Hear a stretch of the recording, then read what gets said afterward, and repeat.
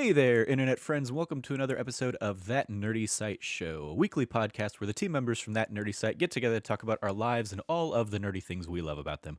I'm your host, Trevor Starkey, and joining me this week, we have our first three-person show in this video world, so I had to play around with a whole bunch of video stuff getting it set up, but so far so good, and we're just going to hope that nobody drops off the call because that'll screw everything up entirely, and I don't want to panic about that. But joining me today, we have Cameron Abbott. How you doing, Cameron? Time to crack open a special cold one, boys. Nice. And we also have joining us Logan Wilkinson. How you doing, Logan? I'm doing wonderful. Ready to talk about some video games out here, boys. Indeed. Before we dive into our big singular topic of the show, which is going to be our Ghost of Tsushima Spoilercast, a little bit of housekeeping. If you like what you hear, please remember to like, subscribe, rate, review the podcast everywhere you can. And if you're feeling extra generous, you can always support us on Patreon at patreon.com/thatnerdysite. Yeah, that's really all I have in terms of the housekeeping. I guess check out all the new stuff we're putting up on the youtube.com/thatnerdysite. It's very good. Video versions of the podcasts, as well as me suffering through lots of NES Classic games. But yeah, with that out of the way, I'm gonna hand it over to Logan because Logan is the freshest finished of the three of us on Ghost of Tsushima. So I figured he could kind of lead the discussion around the spoiler cast. So take it away, Logan. Yeah. Like Trevor said, this is our kind of Ghost spoiler cast review discussion. I feel like it's gonna be all just one giant thing together for the three of us to talk about it. I thought the most obvious place to start, because we each have three different ways we did it, is how simply we played it. So whether we played it in black and white or in color, if we had it in Japanese or in English, because I think it's one of the more interesting aspects here. None of us played the game in the same way. So we each kind of have three different experiences with Ghost. Cameron went the most extreme, I think. So Cameron, how did you play Ghost? Which time? Your first time through. My first time through? Yeah. I played it in Kurosawa mode. I played it the way that God intended that game to be played in. Mm-hmm. Not at all. Absolutely. Not at all how that game is intended. So, let me rephrase. I meant film god Akira Kurosawa.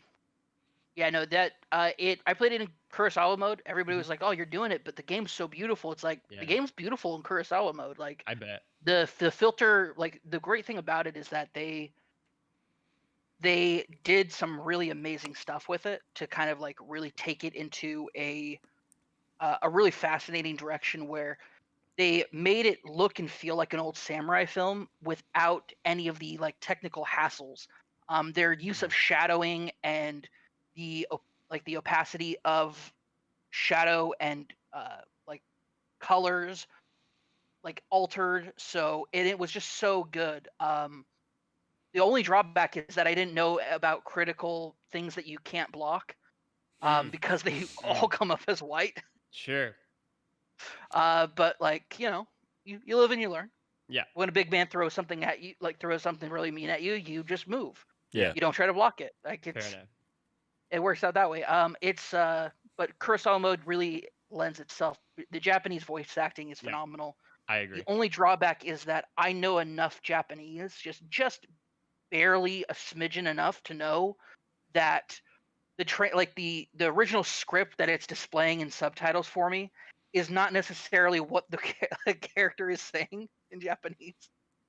I would say even the English version differs, and I see this in a lot of games. The English version of like what they're saying differs a little bit from the subtitled version. So it's more so. It's more than just like a scribe error or a scripting error.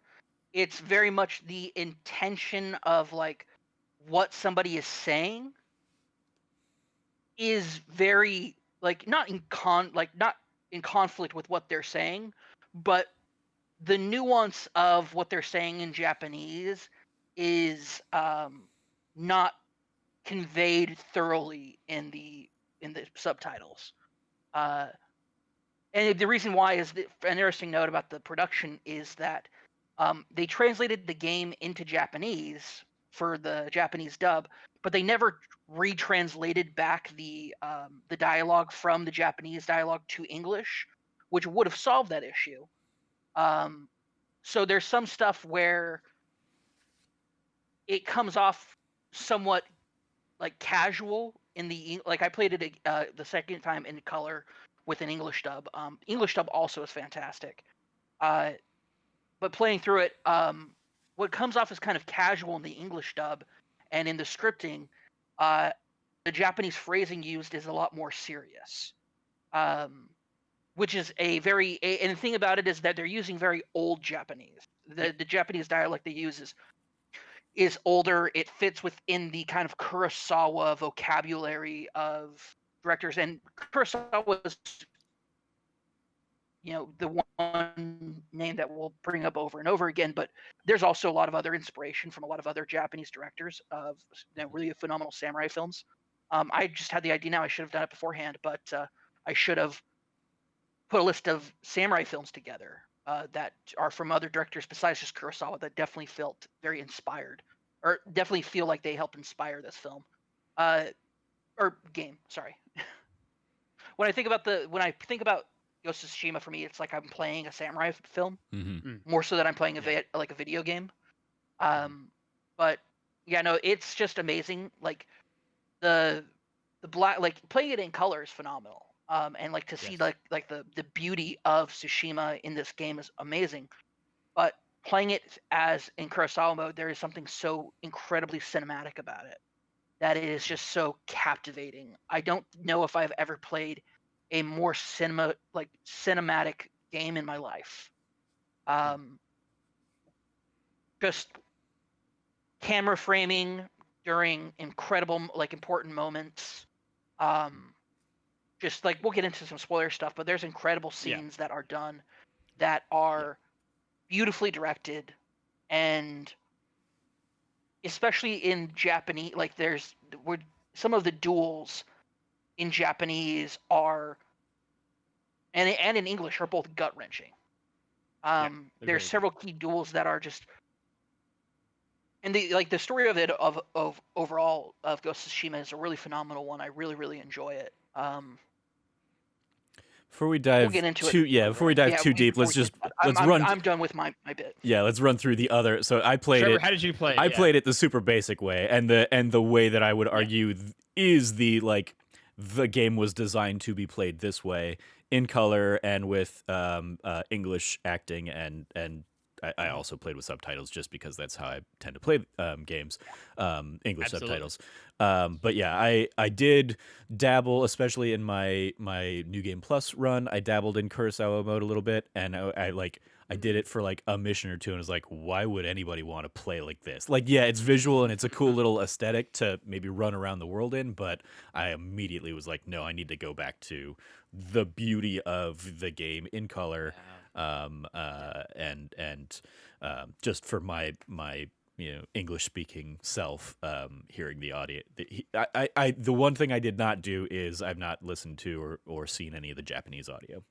I never switched that on. I only played with English. So I split the middle because I played it in color but with the Japanese dub, and I don't know, I feel like we've each said it for our own pick, but like I think mine is like the preferred way I would have loved to play it, because like the Japanese voice acting is so good in this game. Like I feel like so many of the characters have a great voice. And then like Trevor said, I mean, I think Ghost is one of the most beautiful games, like visually arresting, like I've ever seen. It is so rich and colorful and vibrant, and like I can't imagine removing the color from that world. Like it is such a brilliantly realized, I think, island and world, and the colors play such a big part. I feel like in terms of the storytelling, like I can think of like certain scenes where like the way that the red leaves fall on the ground, or like the golden like flowers in the field, just tie it all together so well. And so I came in, kind of did half of one of you and half the other one of you. But I think no matter what, the game is just, it's just absolutely stunning. I mean, it is a gorgeous video game. I will say one but of the enough about just real quick, one of the no worries. effects that I did Yeah. like about Kurosawa mode, that hopping into it, was that it added that film grain filter to it. Oh, okay. So Yeah. you could Oh yeah, kind of that's so good. see, like, it did kind of run Like a through, a crackle, film yeah. projector here and there, and that I was like, okay, that's a cool little touch that the main game doesn't have, but just for Mhm. for how that game is Visual stunning, yeah. designed. I mean, Yeah. both in its UI, but also in just in the visual design of the game. It's clearly designed to be played in color, and I think they, I like it. Kurosawa mode feels like it was a cool idea they had for a photo mode for the game. That then they were like, this will be a fun little Easter egg kind of thing to put in there for like diehard fans of Japanese film. So we'll do that, but like, this is a game meant to be played in all of its stunning color. Especially, this was the first game I played on my new 4K TV to like showcase the 4K vibrancy. And I specifically picked that one because I was like, and I did my New Game Plus basically playthrough, because I was like, I want to see how beautiful this is, and specifically, and again, kind of going to what Cam was talking about, like, the game very clearly picks moments where it's going to give you the big cinematic panoramic view of the island. Like, usually when you go up to the shrines and stuff, it's like you're going to get up there at some point and it's going to be like, look at how gorgeous this whole thing is. And that was really where, like, I just, at one point I just kind of took a screenshot and I was like, how, like, holy crap, this looks really cool on 4K. Yeah. Yeah. I bet. But yeah, diving into the game itself, Ghost obviously split into a 3-act structure, and just kind of running over the first act, which, as named in the Google Doc, save uncle. It's all kind of premised around trying to save your uncle, just kind of rebuild somewhat after kind of the disastrous attack by the Mongols at the beginning of the game. Kind of getting getting kind of established with like the core trio for the most part, and then we'll meet one more character in the second act of your gang and group, and getting their story started. I thought that the first act of the game was really, really good. I actually think the first act is among the strongest parts of the entire game. And in particular, the way it develops both the side characters and their stories, but also how well I think they tie in and feed into the larger overall narrative, right? Like, whether it's any of the individual characters, they all kind of build so well and are paced so well. And one thing I really liked about Ghost is how they kind of structure the development of each character's side quest, right? So like in the first act, you get through like the first like 4 or 5 missions, and then you have like 3 more in the second act, and you kind of have like this last like 1 or 2 missions in the last act. And so you can never just like finish it in the first act and be done with that character for the rest of the game. It's like, no, you have to like naturally kind of develop it as the game itself is going on, which I feel like is one of the first times I've seen a game where they kind of match a side quest with a main quest in that kind of synergetic way. Make my own word up. Yeah, I feel like Days Gone did something similar where, I have no like, idea. the side quest characters kind of progression, like, helped it in certain cases. It unlocked alongside the game, like the main story, and they kind of like worked Yeah. tangentially a little bit. But yeah, this definitely was a unique way of approaching it, where it's like, okay, like, and I'm curious how you guys played it, because I pretty much each act I went through, and before I finished the act out, I made sure I had done everybody's side quests before going into that. Like, same. this is clearly the final mission of this act, and I appreciate that, and especially having not done that in New Game Plus, and basically just New Game Plus just mainlining the main story. I appreciate that your interaction with your party members, your team changes, because in each of those like final missions, it's like, hey, do you want to check in with your people? And you'll basically check in with them as far along as you are in their storyline at that point. Yep. And I thought that was a really cool kind of like it just helped make it feel like this is my story, this is my Jin and my Masako and Sensei Ishikawa and that kind of stuff. So yeah, that was an interesting way of playing it. And yeah, as somebody who like one of the things that I'm curious if either of you guys did, because it does at certain points, maybe not in the first act, I don't remember, but like at certain points you can definitely play the missions out of order. And Oh, it's yeah. like Yeah. it's such a weird dynamic because there is I still don't think in a the first act you can, but in the second Yeah. onwards you can. Yeah. there's Yeah. definitely still a like successive like storyline going on, and so you can play like an Ishikawa mission that introduces this element after Mhm. that character's already like been talking to you or something like that. And it's like that's Yeah. a weird, like I don't know why they made Yeah. that choice versus like yeah you still have to play it in order, but we gate off certain levels at certain points. Yeah. One thing I also liked about really all of the missions is numbering them, so letting you know how many parts Mhm. there's going to be, kind of in that same vein of like Ishikawa and I think pretty much every of the main character except for Yuna had like 8 or 9 missions total, letting you know how far you are to finish in their story arc, how far you are to get in kind of halfway through it to finishing it up for the act or whatever it might have been. And then there was even a mission where I think it was to close Act 2 out or get ready to close Act 2 out, where it was like, this is going to be it was even like, this is going to be a very long mission. Are you sure you want to do it? And I was like, even that's a cool feature, being like, all right, just be ready. It's going to take you like an hour plus to do this one mission. Are you sure you want to buckle in for that? And I was like, Yeah. dope. That's super cool. So if I didn't have time for that, if I didn't want to finish it in one go, I could back out and be like, I'll come back to that later on, right? Like just those gameplay UI kind of service things I thought were super nice in Ghost as well. Yep. It's like, hey, if you wanted to take a break, now's the time to take a break. Yeah. Now's the time to be like, nope, not for me today. If you gotta use the bathroom, get a snack, now's the time to do it. On the Act 1 in particular, you kind of touching on, Logan, the idea that like Act 1 feels like maybe the most fleshed out of the 3-act structure. I think part of that feels because within Act 1 you have your own like 3-act structure of obviously the fall of the samurai, the rise of the ghost, and then saving Uncle.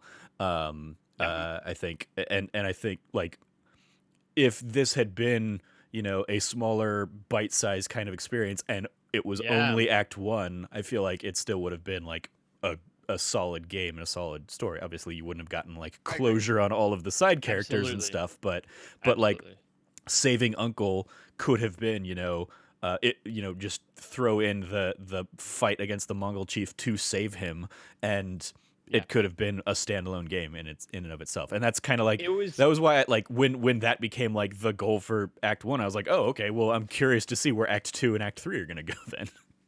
I was so confident going in that like we would get to the end of Act 1, it'd be to save Uncle, and then it'd be basically like Uncle's Bowser gonna be in with his another peach, castle, and yeah. and then he'd like take him, be like, the Khan and Uncle escaped before he got here. Now he's gonna go. Like I really thought every act was gonna be save Uncle, save Uncle, save Uncle. So one of the most surprising parts for me was when in Act 1 it ends and he was just chilling with you now. Like you did it, and I was like, oh damn, okay. I guess like I don't really know what we're gonna do for the next 2 acts here now. I really enjoyed. Yeah, go ahead. No, I was just gonna say like it was a surprise, like a refreshingly surprising thing, right? Like to Trevor's point, I think Act 1 is really strong because it does have a very kind of clear through line of what it's doing, right? And it's not a weakness, because I think Act 2 is just right up there with Act 1 in terms of being the best parts of the game. I think Act 3 is the weakest for me personally, but and even then, it's not that weak of an act. No, like not at all. I think what happens, third act has some really incredible moments too. Absolutely, Like I think just with 2 and 3, when it opens up so much, and like Trevor said, you can start playing the side missions out of order, which is a really weird decision. It became a bit more like there's a lot more happening and a lot more to kind of keep track of constantly. Whereas Act 1, it felt way more contained and like focused on these kind of particular things. Yeah, and especially Act 1 is without a doubt the best structured act. Just within how things kind of unlock section by section. I something I started doing in Act 1 that I thought was a very fun way to do it is because my goal was to free Uncle, but the best way to free Uncle, in my opinion, was to like kick the Mongols out of these villages, take back strongholds, doing the missions where you like take back territory. One, because Yeah. you unlock all sorts of like cool like And unlocks they're by super doing fun. that. They're super fun. Whether you want to Mhm. do it in, I think this is such a important point to start making this point in gameplay distinction, as well as in story distinction. In story distinction, we're told very early on there's a way that samurai fight. We see Lord Adachi approach the Mongols in a very samurai like fashion of uh, I'm planting my banner, like I'm here to fight your leader, like Yeah. let us fight, and and then how Mongols fight is what Chaos. yeah, well, by Anything whatever goes. Yeah. works, Yeah. anything goes, Yeah. spitting spitting gasoline on him and then like lighting him Yeah, on right. fire. Like if it's interesting also to contrast this to history because um at the original Battle of Tsushima, at the original point of this, it's important to note, technologically wise, like samurai as they existed in the game didn't exist in the real world. The katana had actually not even been established as a standard sword yet. Like the art of forging a katana hadn't even been realized yet. They were still in the Iron Age, not even the Steel Age yet. So interesting note there, but it's there is a distinction of film/game accuracy versus real life historical accuracy, and that's where I just want to say historically, like this game does a lot, but it definitely is set up to be a historical piece of art, not a telling of history. Mm-hmm. Um, which I think is where it definitely is able to take a lot of creative license and do a Yeah. lot of amazing things, and that's established very firmly at the beginning of the game. But I think the way that it's structured is so brilliant that you can play a bunch of different ways just in the first chapter. Mhm. And the first section of Tsushima is massive. Yeah. But Yeah. it is It's structured huge. incredibly well to even when you get to a certain point, because Jin doesn't want to go in like half cocked. He wants to make sure he has all of his ducks in a row before he heads in there, and to save his uncle, because we're in a spoiler cast, we're just going to spoil it. His first assault on the castle as a samurai, doing the samurai thing, Ends went ends pretty poorly. well. Like it went pretty Yeah. well for the most part Mm. until it Until didn't. he got thrown off a bridge. Until I get thrown off a bridge. Yeah, I was like, Yeah. Did Yeah, just that's real quick on the gameplay element of Act 1, I think maybe Yeah, you that's what I were was you were gonna heading say. down this route, Cam. Did you all unlock the ability to assassinate like real quickly?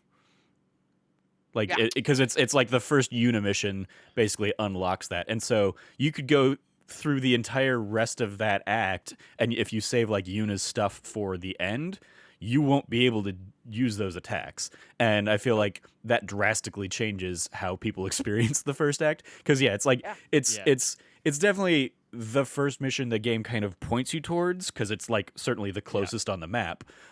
So it makes sense if you do it that way. But I've heard from other people that like they Oh, didn't do that and that I didn't was do Yuna's mission first. I okay. didn't do I said, oh, Ishikawa's the bow guy. I want to unlock a bow. Hmm. So I went and I did Mm. Ishikawa's stuff. I did that without the assassination at all. I thought you said assassinate. I thought you meant I upgraded the Wakizashi before I upgraded anything else. Oh yeah, no, Um, I'm talking like yeah. like Yuna's mission unlocks the ability to do the stealth kill assassination stuff. Yeah, no, I Um, did that after the initial uh, Ishikawa Sensei okay, um, missions. so yeah, you can that drastic because like having the ghost style of attack in your arsenal drastically starts opening up that gameplay. I think compared to like if you play through the first 15 hours of the game without that, you're gonna be like what how are people saying this is an Assassin's Creed game? And it's like oh no. Oh yeah, no, it won't play like that at all for Yeah, you. yeah. You will need to stick to the samurai style of approaching from the front, challenging people, and one by one cutting your way through an entire camp, which Yeah, is right. fun in and of itself. Which is also It's great. fun. Yeah. It's so good just to be like just to dominate an entire camp of Yeah. people, and Yeah. especially in the third act when the camps are massive, doing that is Yeah. super fun Mhm. and also very intense at certain points because if you lose you lose the duel, all of a sudden everybody gangs up on you. Yeah. Yeah. So It's the they're only right way you there. have to keep this chain going and going and going, and it's so good. I That's a lot of fun. Yeah, I got to the point, especially late game stuff, because I was terrible with like flinching at the standoffs. That I was just like, it's not worth it for me. I would much rather just kind of go through and plow through everybody, as opposed to like even with like the Risk it. yeah, risk taking out 5 guys in this one go versus like, oh, if I screw up any one of them, like boom, I am down to a sliver of health and I have to scramble and recover from that. I thought that So was fun. so I I loved got it. like it is a fun mechanic. It's just one that like my twitchy self got to really hate. So like I was like I like it when I'm great at standoffs. When I'm not great at standoffs, they are the worst thing in the world. And You need to listen to Uncle's advice. He tells you to be a samurai. You have to be still of mind, yeah, calm, yeah, focused. shut up, Cam. Yeah. So it also just becomes like the trade-off of taking out those 5 guys in a Yeah. camp of 30 becomes like, okay, well, it's not Yeah. even really worth it at that point. So yeah, it definitely became less and less in my arsenal. And the only times I would start doing it near the end would be like if it was like one of the bonus objectives of a camp to clear it out. I was like, okay, then I'll reload saves until I actually get through that standoff appropriately. But yeah, at some point I was like, I would much rather just hack and slash my way through these guys. I That's think fair. for me too, it became a thing of weirdly enough, as the game went on and we got to like these larger camps in the third act, I found it more like fun and rewarding to try to stealth my way through the entire thing. Oh, Right? yeah. Like I'd be the guy who like when I felt at that, I would get so annoyed. I'd be like, yeah, I can kill these guys easily, but like I wanted to like hitman my way through the entire thing. Yeah, And playing Hitman right it was- before this game was a very interesting Right? experience.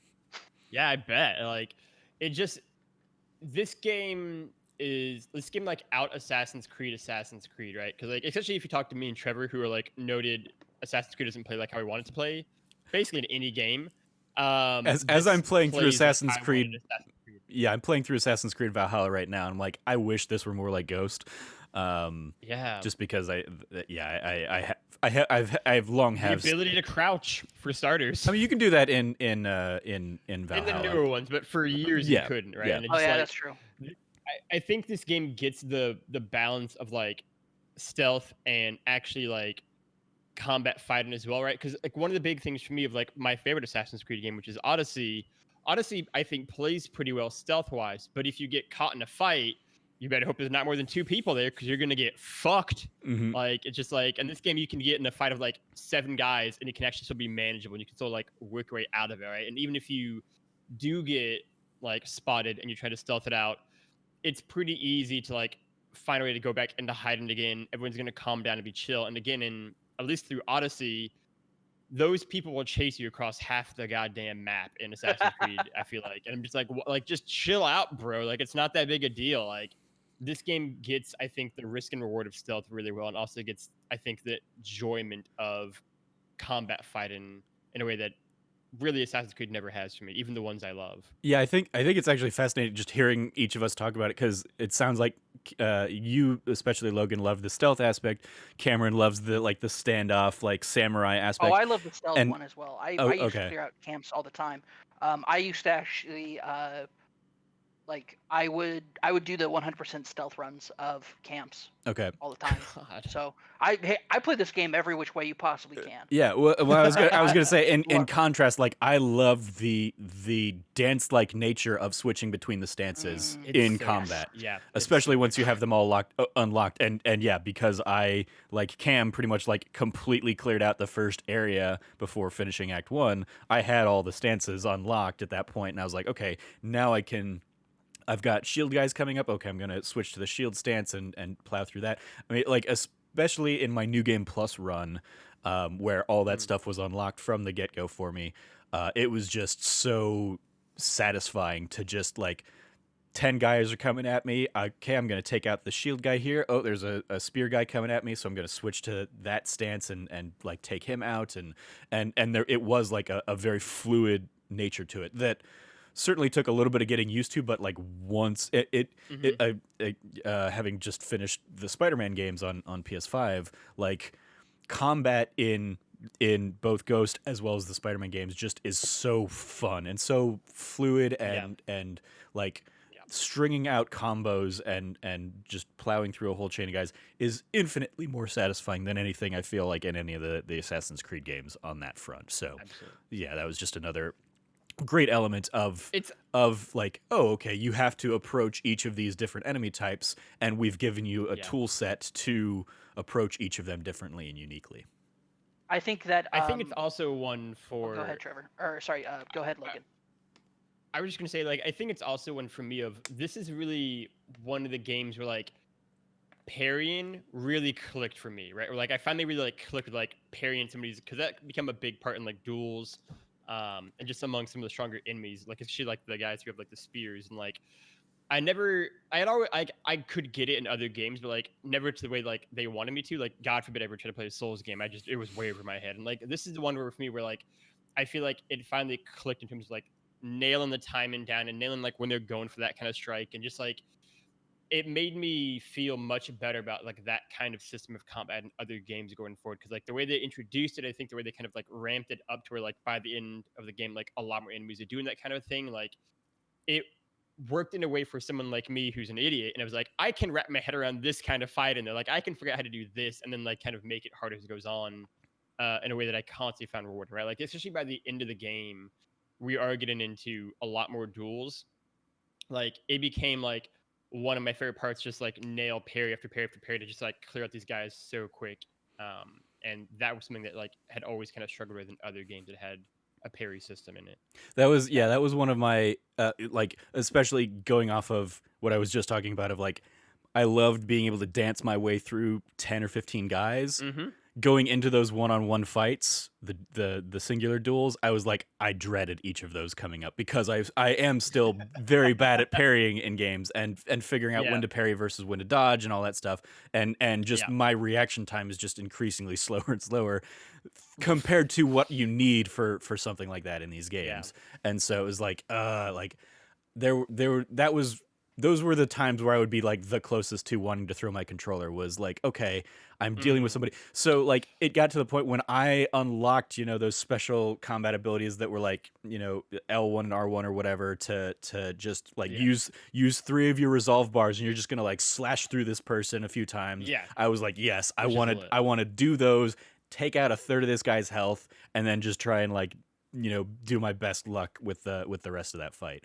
Cause those just, they were easier on a second run just as I got more comfortable with the game. But yeah, like I, for a long time, just couldn't deal with the timing on some of those things. So like the one-on-ones were just like, oh, no, not again.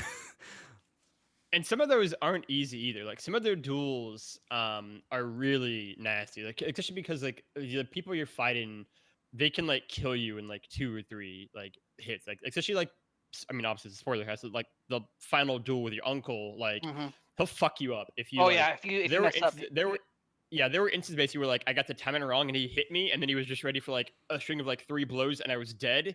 And then I was like, cool, I have 2 resolve, and I resolved, and he immediately just hit me again. I was like, I couldn't even do anything. Like that was a waste of like or bring back. Like some of them are really unforgiving. Like if you're not on top of kind of shit, and like I think what I liked about the duels too is that sort of like an actual duel would work, it actually over time they began to punish you for being too aggressive and like trying to be too like offensive because they would be like just wait for you basically to scope and then counterattack on you and like parry your blow and then come at you. And I think teaching you how to kind of be good at them was one of the things. Teaching just how to be good at the game in general, I think, is one of the things that Ghost does so well, whether it is stealth or combat or duel or anything. Like I think, at least from my experience with the game, like it really does try to guide you to actually getting better at each one of the skills that it has. And you can obviously pick which one you like the most and focus more on that. But like, I think it does ramp up really well in terms of what it's kind of having you do throughout the game. But Yeah, I think. anyway, Act Yeah. 1 is good. Was the original Oh question? yeah, sorry. Yeah, Act One's extremely good. Last thing I'll say about the combat Yeah. is, honestly, once you unlock Water Stance, um, Yeah. the combat opens up so much from there that Mhm. it never really goes backwards. I never Yeah. felt there was a single time that combat ever felt stilted, or that Yeah. I couldn't overcome a challenge in front of me, even in some of the like tougher duels. Um, Yeah. I never felt like it was outside of my capability if I just took a moment to analyze and look at what the situation I was in at. There's some of the Mhm. duels with some of the Ronin that are absolutely brutal. Um, Yeah. that are like really really challenging, and I found fighting them in different areas and different circumstances to be extremely rewarding because it pushed Mhm. me further and Mhm. further to like no cheap trick works in duels. Get good. Yeah. I don't like. Uh, Uh, currently I in the middle yeah, of writing like a piece right now about get good as like yeah, in gaming. But it makes you try, and it's a matter of yeah, progress and your progression and the yeah, time that you're investing into the combat. It it's great. Like it's just absolutely yeah, phenomenal. It yeah, feels amazing. It's yeah, tactile in its response to everything. There's so much praise to be lifted on. That's just in the standard sword combat, not to mention the tools and yeah, like the different abilities that you gain. They're like everything about combat is from top to bottom, top tier spectacular, and Sucker yeah, Punch deserves absolutely so much recognition for yeah. that. Absolutely. Yeah. Especially from what they had been doing before. This is just it's an incredible evolution of what their past games had been capable of It's even. just yeah, Um it's totally different from the Infamous games to the point, and it's yeah. so incredible. Yeah. Um Transition into Act 2, which again I think is when the game really opens up a lot more. And I think what did I describe it as is the yeah, your family's birthright, kind of going to your family's estate, and kind of rescuing the one town was a big part, and then you meet the kind of the last of the main characters in your little band of Norio. misfits. Yeah, and his we'll get to that's like a question coming down the line, but like his side quest is real good. But Act 2 is really good, and Act 2 for me is where I begin to kind of develop the idea in my head that I've told Trevor about a few times, where I actually view Ghost less as a cinematic movie. And Ghost is one of the first games where I almost view it as like a like 3 season television show, where like Mm. each act feels like its own season, like its own self-contained thing, and then you move on to each act, and it's like the second season starting on the last season, like season 3 started. Like they all just feel like they have the, kind of their own themes running throughout them, and their own kind of new characters that are introduced, a new enemy that's introduced, and kind of it's you have a season premiere, season finale, and then like kind of the random episodes throughout. Like and season 2 act 2 really developed that in my mind, and act 3 like cemented it, um especially with how big act 2 is in terms of both the missions, the characters you meet in, and just the actual number of like even main quest line missions you have. Like it really felt like, oh, this is like a 15 episode season of a TV show, much more than it is one giant 40-hour long movie. Like it fits much more as like a television show working its way through like a larger plot, and fleshing out the side characters, getting their stuff. Like the stuff with like the Pirate Cove in Act 2 is awesome and super cool. Like and one of my favorite things most of the time, sometimes it's kind of annoying, but most of the time is like how they'll just be like, go in that general area and then like figure out where the thing is hiding at.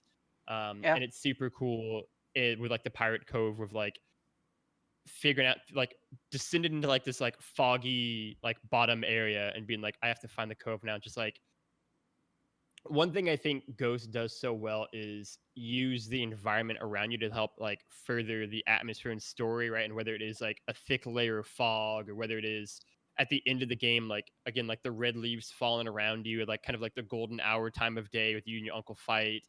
Like it just, I think, captures like atmospheric and environmental storytelling really well as well. Which again, no disrespect to Sucker Punch, but it's like such a leap. I feel like from where they were at with their prior games, and it's such a cool, I think, evolution of the studio's talents and skills, because it's like fantastic throughout. I think that where Second Son captured Mm. Seattle so well as far as this the city itself and what it was doing with it. For them to then kind of take that and expand it and capture this entire island in a way that feels approachable, people like it should be noted like this is a game made entirely by a 100% Western studio. Yeah. None of the leadership team is Japanese. They're all white dudes in America. They did bring in like that's- Eastern Oh, consultants. they brought in though. tons of they brought in tons Yeah, they of brought in like consultation. consultants. Yeah. They brought in tons of consultation. But like this could have been a game that they're like, it's a It could've been samurai real bad. game, and it would have been Yeah. real problematic and real bad. Mhm. Easily could have gone that way. But they took the care with this game to tell a And story the respect, yeah, the respect towards it. I will say that Logan, lengthwise, like you should watch more samurai films, my dude. They're pretty long. They can get really They're not long. 40 hours long though. No, that's but they my can thing. get they they're can not, get like that 4 long. hours. They can get like 4 hours. Yeah. long. Like Seven Yeah, Samurai they're is like definitely long. an epic long film. Yeah. Just naming one. There's tons actually. I love it because like a samurai film, you're like, oh, it's a samurai film that it's on TV. It'll either be an hour long or it could be the rest of the day. Like we'll see what Yeah. happens. Usually the rest of the day, yeah. Usually it's the rest of the day. I just have to say like the like I just saw it as like this enormous samurai film that covers like there's some really long, epic long samurai films from like the 70s and 80s and the 60s. The like really long ones. But it's awesome. The story in part 2, in Act 2, I think the way that it opens up is that in the first act you have kind of like there's a couple of areas that are a little bit different, and topography it changes quite a bit. Like the Golden Temple versus the hot springs versus the port town versus like very different. It's the Snowy Mountain. They're very different. But when you get to Act 2, you start to see the diversity in groups of people and populations. Like farms, like farm towns are set up completely different than the market town. The temple is set up totally, area around it totally different than the other temples in the areas. You mentioned the Smuggler's Cove.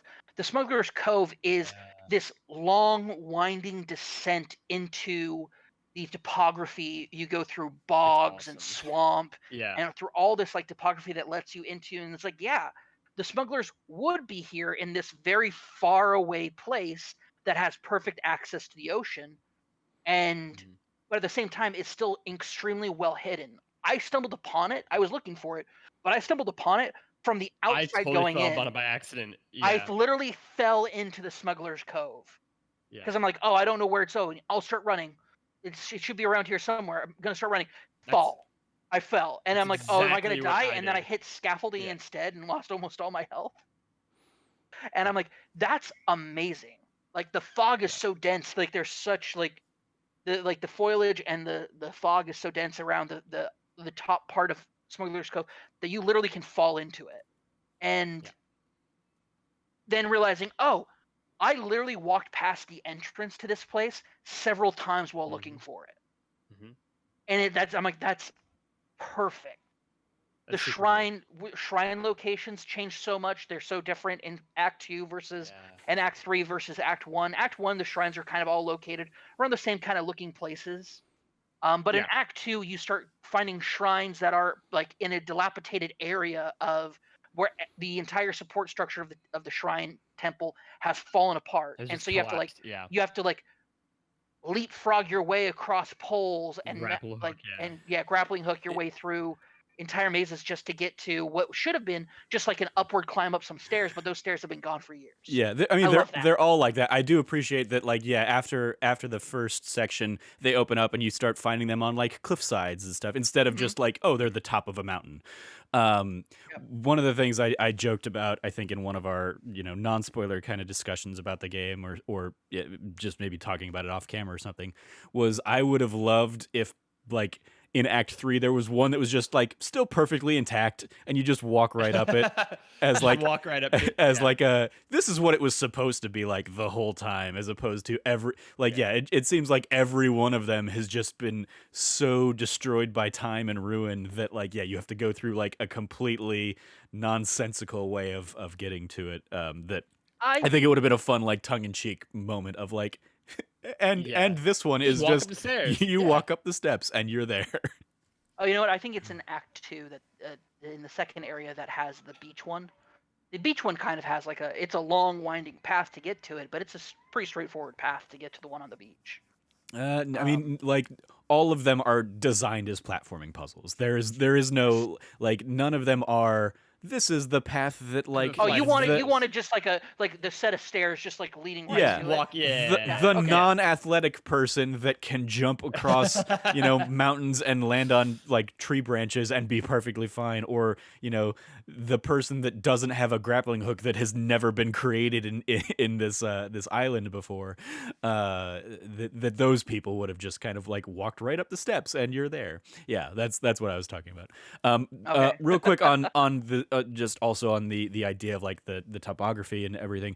I also love that as soon as you find something, it turns into a fast travel spot. Like that was Yes. such an I didn't think about that, appreciated like gameplay, especially because like there are lots of elements of this island that are spread out, and as tight of an island as it is, the fact that it is like 20 minutes to like ride on horseback from one corner of like the first section down to the bottom. It was like in the opening act of the game, and then also in Act 2 and Act 3, like seeing where like my character's like side quest missions were like laid out on the map, I was like, well, that's going to be clearly the last one I get to, because that is so far away from where I'm at right now that I don't want to just make the adventure be like, let's go down there. And so it was kind of like working my way into those different areas of the game, that I appreciated. That like, oh, I got halfway there and now it's a fast travel point. Okay, I can go off the beaten path and head out and explore this side of the map or something like that. And when I want to go back towards that mission, I'm halfway there. I can just jump right to that point. I love that that was a thing in this, as opposed to, again, like Assassin's Creed. Like I'm currently playing through that right now, and like there will be so many times where I'm like, God, I wish there was a fast travel point like closer to where I'm supposed to be. Because I don't want to have to go to the closest fast travel point and then still cross like 900 meters across the map when I've already been to that place on the map. I just have to go back to it now. It's incredibly like frustrating.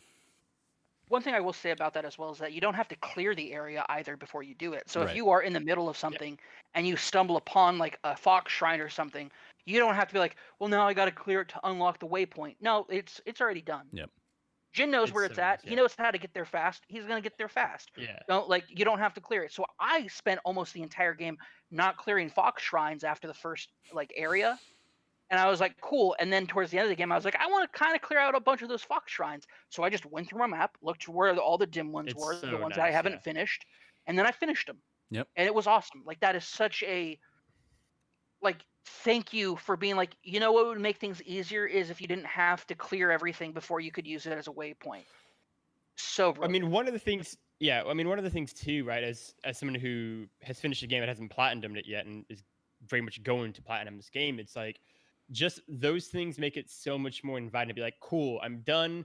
I want to go back through and like actually try to like finish this game off. Whereas like Assassin's Creed Odyssey is also like a ridiculously absurdly large game in general, but like it is not a game that makes it easy to just get the like collectible shit either. Where this game is like, cool, if I like saw it, it's just there. I can just go there instantly and like find it, or like they even have a thing.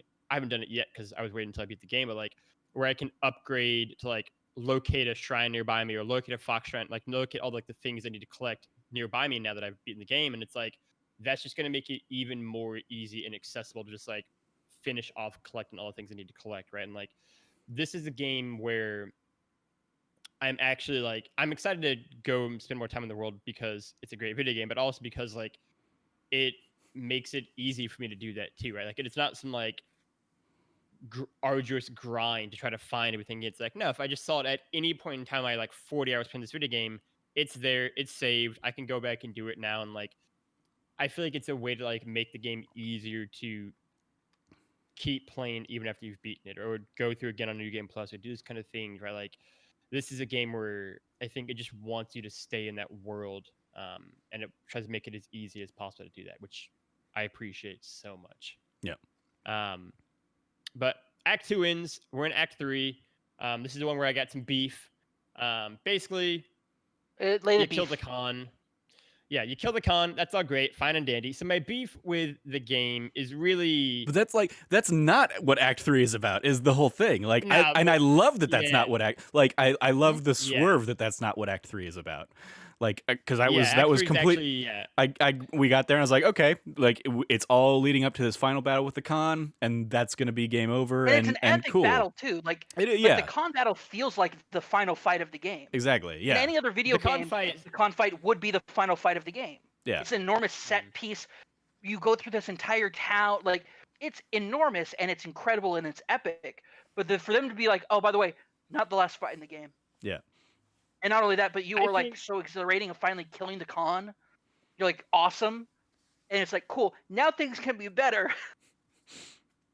The thing for the Khan, so like I'll also pick my like minor beef with the Khan fight too. Like the Khan fight, the first fight I think is cool. Like when you were actually like in a duel fight, I didn't like as much when we got to the ship and it's just like the Khan and like 50 of his dudes who have like archers above you, and it's like that was much more. I was like, this is one of the few things I'm like, this is video game shit. I don't want this to be like, I want the fun fight to be like me and the Khan fight, not me and like 50 of his friends who just keep coming and coming and coming. And like, I didn't love that as much. Like ultimately the whole final like thing with the Khan is awesome because it's just like a giant epic set piece. But like, I would have liked if the final fight had actually just been like me and him fighting and not we fight another part of us going together. And then it's just like him and his like screwball comedy thing on like a flaming ship. Like imagine how cool that fight would have been if it had been on like a ship on fire and the two of you fighting. Well, it would have been Uncharted 4's ending. There you go. Spoilers for Uncharted 4. Great ending. Yeah, no. Here's the flip side of that though. Why would the Khan fight you that way? The Khan, it's just more fun. The Khan has been doing this entire. I love it because the Khan this entire game has been, quote unquote, playing by your rules. His fight with you on the bridge. He's been making a big show of like this is who I am. Like I will fight you honorably after I just blew alcohol on a dude and lit him on fire. Sure, let's play your samurai game. And Jin gets to the point where he's like, it's not a samurai, like I'm coming at you the way I'm coming at you. And the Khan goes from being, oh, I'm a strong, confident person to a coward who hides behind all of his men. Who I'm like, this is who the Khan is. This is what he actually is he's this coward. He has been making this big show about how great the Mongols are, how great all this is. Like, you should submit to us because then your people won't die, etc., etc. I'm a big honorable guy. And then at the very end, it shows that he is, like he isn't this portrayal he's been portraying himself as. It's this awesome like showing of the guy who spit alcohol and lit that dude on fire, like that like quote unquote cowardly maneuver. That's who he really is. He will cheap shot you. He will do every single thing he can because at the end of the day, he cares about conquering and winning. And I love that. Yeah, I get that. It's just not fun. It's just not the most fun. I mean, like, I think that speaks to the elements of the game we enjoyed, because I loved that part of the final fight versus the duel part of the final fight. Like, and it very much is video gamey in that, like, hey, we're gonna give you a taste of like every element of what this game has been combat wise. So yeah, of course it's not going, I mean, well, it does end in the final duel, but not with the Khan in that fight. And so yeah, of course it is going to be that. It's you know, the end of a Batman game where it's like, okay, yeah, there's going to be like a one-on-one boss fight, but right before that there's going to be you know, wave after wave after wave of enemy, more than you've ever faced, of every enemy type that's going to come into play there for you to like really, you know, challenge everything you've done up to this point. Show off your skills, Yeah. So like I preferred, especially again on like just blazing through it on New Game Plus, like I really preferred that part of the fight versus the slower dual methodical elements of the game. I loved it all. Before we get Like to I the just I loved it actual all. final, yeah, before we get to the actual final mission, I just wanted to briefly touch the fact that like they straight up murdered your horse. They straight Oh up yeah, killed that horse off. the horse you get at the beginning of the Um, game that you name, you Dead. choose out of Yeah. the horses which you want. You say its name Love. every time you like in Japanese, I like love him. and like they have set names for it, so you can't just like name it like butt crack 20 or butt crack 420 I love him. 69. Love Like him. they make you like attach yourself to this horse because it's your horse. Throughout the entire Yeah. game, it's your horse. When you whistle, it's the horse that comes. It's the horse. You kick it and you like you say, And I named mine just Shadow dead. Kage. So it goes Kage. Huh! Yeah, that's what I named And it's mine like- as well. And it's just I like think me too. you attach Yeah. this horse. I did, because I was specifically thinking Shadowfax from Lord of the Rings. I was like, it's the closest thing to that. Same. It's the closest thing I could get So- to that, yeah. But I'm like, mine was so really- and you get to this point, and then they're like, what is the thing that saves you? Like, what is the character that actually Murder it. saves you at the beginning of Act 3? Dead. The horse. I love that you It care gives so its much life more for about the horse than Taka, who just got beheaded right before your eyes. We haven't mean, like, gotten but, like, that Taka- happens in Act 2, and that was very sad. Also, Trevor, but we're talking about the horse right now. Yeah. We're Like talking about beef with the third act, Taka and that's was- the horse. the same thing happens in Taka Red Dead Redemption was- 2. Spoilers for that. And like in both of these games, I just didn't have that Red Dead. much of a relationship with that horse.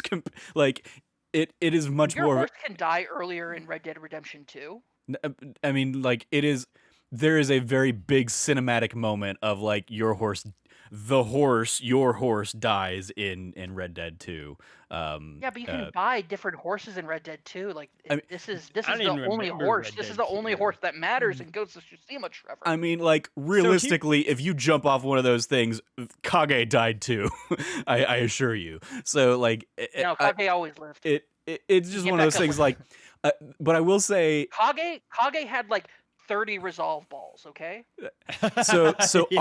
on the idea of the horse, one of the trophies is like play an instrument at the grave of a fallen friend or whatever. And when I went to try and get that trophy, I spent like 15 minutes playing the song in front of the grave for the horse, because I thought that was where you were supposed to play it, because I was like, that's clearly the fallen friend they're alluding to. And it didn't. I did have to like look up like a trophy guy. I was like, what am I doing wrong? Why is this not triggering for me to realize it was you were supposed to play it at Taka's grave instead? And I was like, oh, okay, different Here's friend. the thing.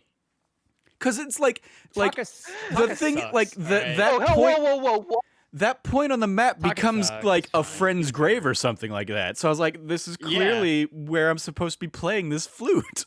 Taka does not suck. Taka's awesome. He's fine. Taka's great. He makes your ghost armor. He makes the grappling hook. He here's says he's like, you're the best dude ever, and it's like, I am, Taka. Thank you for recognizing that. Yeah, here's Thank why you to for Trevor's recognizing that I'm point doing why everything I can to save this island, which nobody's appreciating. Thank you, here's the Taka. thing with why I said that when I was like the horse dying is something that's actually like mattered to me, is because when Taka got introduced, like this dude is gonna fucking die. Like there's no way Taka makes it through this whole game. It's like I don't know when it's gonna happen, if it's gonna be like in Act 1 or Act 2 or Act 3. I don't even know if he's gonna get killed the first time I see him. But this dude is died. Like they're just like characters like there's no way this guy makes it through the game. Yeah, And the fact that he doesn't have side quests. I'm gonna come with you. Yeah. The fact that he doesn't have Yeah, side like, quests, that but guy, Yuna right? does, it's like, okay, yeah, he doesn't have Yeah. plot armor because he doesn't have a side quest that is going to like tie into his story if So, yeah. I don't play it in this act of the game. So like I'll when just- he died, I was like, that sucks, but like I also was like, I expected you to die. And so like, I mean, shout out to you like going out trying to kill the Khan, but like also like I don't know, like Know your Taka limits, was never- dude. if I Know had to your make a list- limits. Yeah, if I had to make a list of like my top 5 favorite characters who aren't enchanted, he would not be on the list. He's like, Taka's fine. Like he's cool. But like I don't know. The amount of Taka shade in this conversation is despicable. Alfred It is and Q know not to get in the shit with Batman and Bond. just That's saying. that's what it is. And yet Taka was here we like, go. I can do this. I can absolutely do this. So let me like come into I this can talk horde shit of, and not of do shit. Mongols. He follows the plan accordingly. No, he Does doesn't. well. No. Yeah, yes, he does. And then he comes in and is like, That's "Oh, shoot." debatable. He no, repeatedly his is like, I'm job- going to try and help. I don't have any Yeah. skills to try and help, but I'm going to try and help. His part of it was to act as the distraction and then get away, and he did it. But when Jin didn't come back, he got scared and he went looking for Jin. He snuck in all the way to where you're being held. No, he didn't. Well, he's not There's far away, he got nothing caught, to yeah. there's nothing to support that. He's stuck caught. hard in, yeah. He is tied up when you come to. So like, yeah, clearly shit went He bad. made it away. didn't go great. He made it away, and then he came back for you because he's a real one. Yeah, but Know who He wouldn't got come killed. back for you? Ryozo. Know who wouldn't have come back he for also you? died. I don't Yeah, love him. because I murdered him. Yeah. I felt bad about that one. I felt bad. I was like, I wish I didn't have to kill you, but like, all right. No. After that first duel where he betrays you, no mercy. But the final actual final mission is you and your uncle kind of coming together. I was surprised because, yeah, we beat the con, and I knew going in that there was one more mission left because at a certain point, it's like, I need to see how many missions I have left because I just want to know how much time I can spend like dicking around on the side quests in the last week I have here. And then Act 3 was also like the shortest act, so it didn't really matter in the end and ultimately. But get into see your uncle. I really thought it was just gonna be like a cutscene final mission. Yeah. I was like, all right, cool, go to meet me, because they put it like it's super far away in the map from where you start. It's like 3.7 kilometers away or whatever. I was like, Jesus Christ, all right, I'm just gonna be riding for forever. And then Trevor's friend was like, you know what? I could just not Fast do this. travel, Fast yeah. travel. Yeah, I was like, no. And so, because usually I just like to ride around, but I was like, I don't want to do this. Yeah, It's too because far. that one You read with the uncle after that, you like- get to his point, so. Yeah, the game ends in Act It's- 3, yeah. and that takes place at your family home in Act 2. So it's like, yeah, no, I'm absolutely going to fast travel to this place. Yeah, and so yeah, I fast travel there, and yeah, I meet up with him, and I really thought it was gonna be just like a cutscene final mission. It would be it, and then he's like, "Ride with me," and I was like, "Cool," and he's like, "Walk with me," and I was like, "Cool." Just wait for this to be like a thing. Help this guy get And I his was- cart I- out of the mud. Like, Yep. I was like, that was a Yeah. weird random. it is, but But we get to the it's thing, this and- guy who has packed up his whole life, and he's going to follow the ghost, which is like Yeah, absolutely what like needs to be illustrated between those two characters at that point in time. Yep. I think. but we get to the end, and it's just I don't know. Like I don't know if I had never loved Jin and his uncle's fallout at the end of Act 2, where they very much have a huge fallout and he literally gets imprisoned. I loved it. I thought it didn't was love great. that, but I was like, all right, cool, we'll reconcile at the end, and he'll be there to like fight, and he was, and I was like, cool, I'm gonna meet up, and he'll be like, you're the son, you're still my son, or whatever kind of thing. Is what I expected. And then we get to this, and I was like, all right, let's do this, I guess. And then Oh, I love it. the one thing I say is that like the final setting at like your old like the family's grave site where it's like 7 generations of your family's all there, and you're right in front of your father's tomb. I thought that was all great. I thought their final like kind of argument was great, and then it just been like write the final line of our family story, and like one last like haiku you write. That was all beautiful. I loved every part of Yeah. that. Like I thought that was awesome, and like trying to frame like what this relationship is now. I just wish we didn't have to fight. And for one brief moment, and I don't know why it's always these Sony exclusives get me. We've talked about this a lot with Trevor before. How we're spoiler alert for The Last of Us. It's 7 years old. Get fucked. But in The Last of Us, when Joel and Ellie look out on the giraffe scene, and I've talked about this Trevor before, where like I thought Joel then goes like leave, or no, Ellie does, I think, and she's like, it can't all have been for nothing, and like it goes to black. And when I first played it, I thought that was gonna be the end of the game, and it's gonna leave very ambiguously. And I was like, "Holy like that's a rad ending," and it did, and the ending is great in its own right.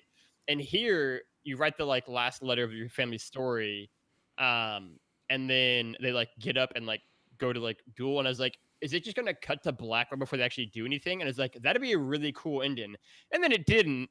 And I was like, "All right, well, never mind." But they duel, whatever, they fight. It's a kick in the balls of a fight. The $1 million question obviously is, Cameron, did you kill your uncle or save him, or leave him to just chill? I left him alive. Um, Yeah. Trevor?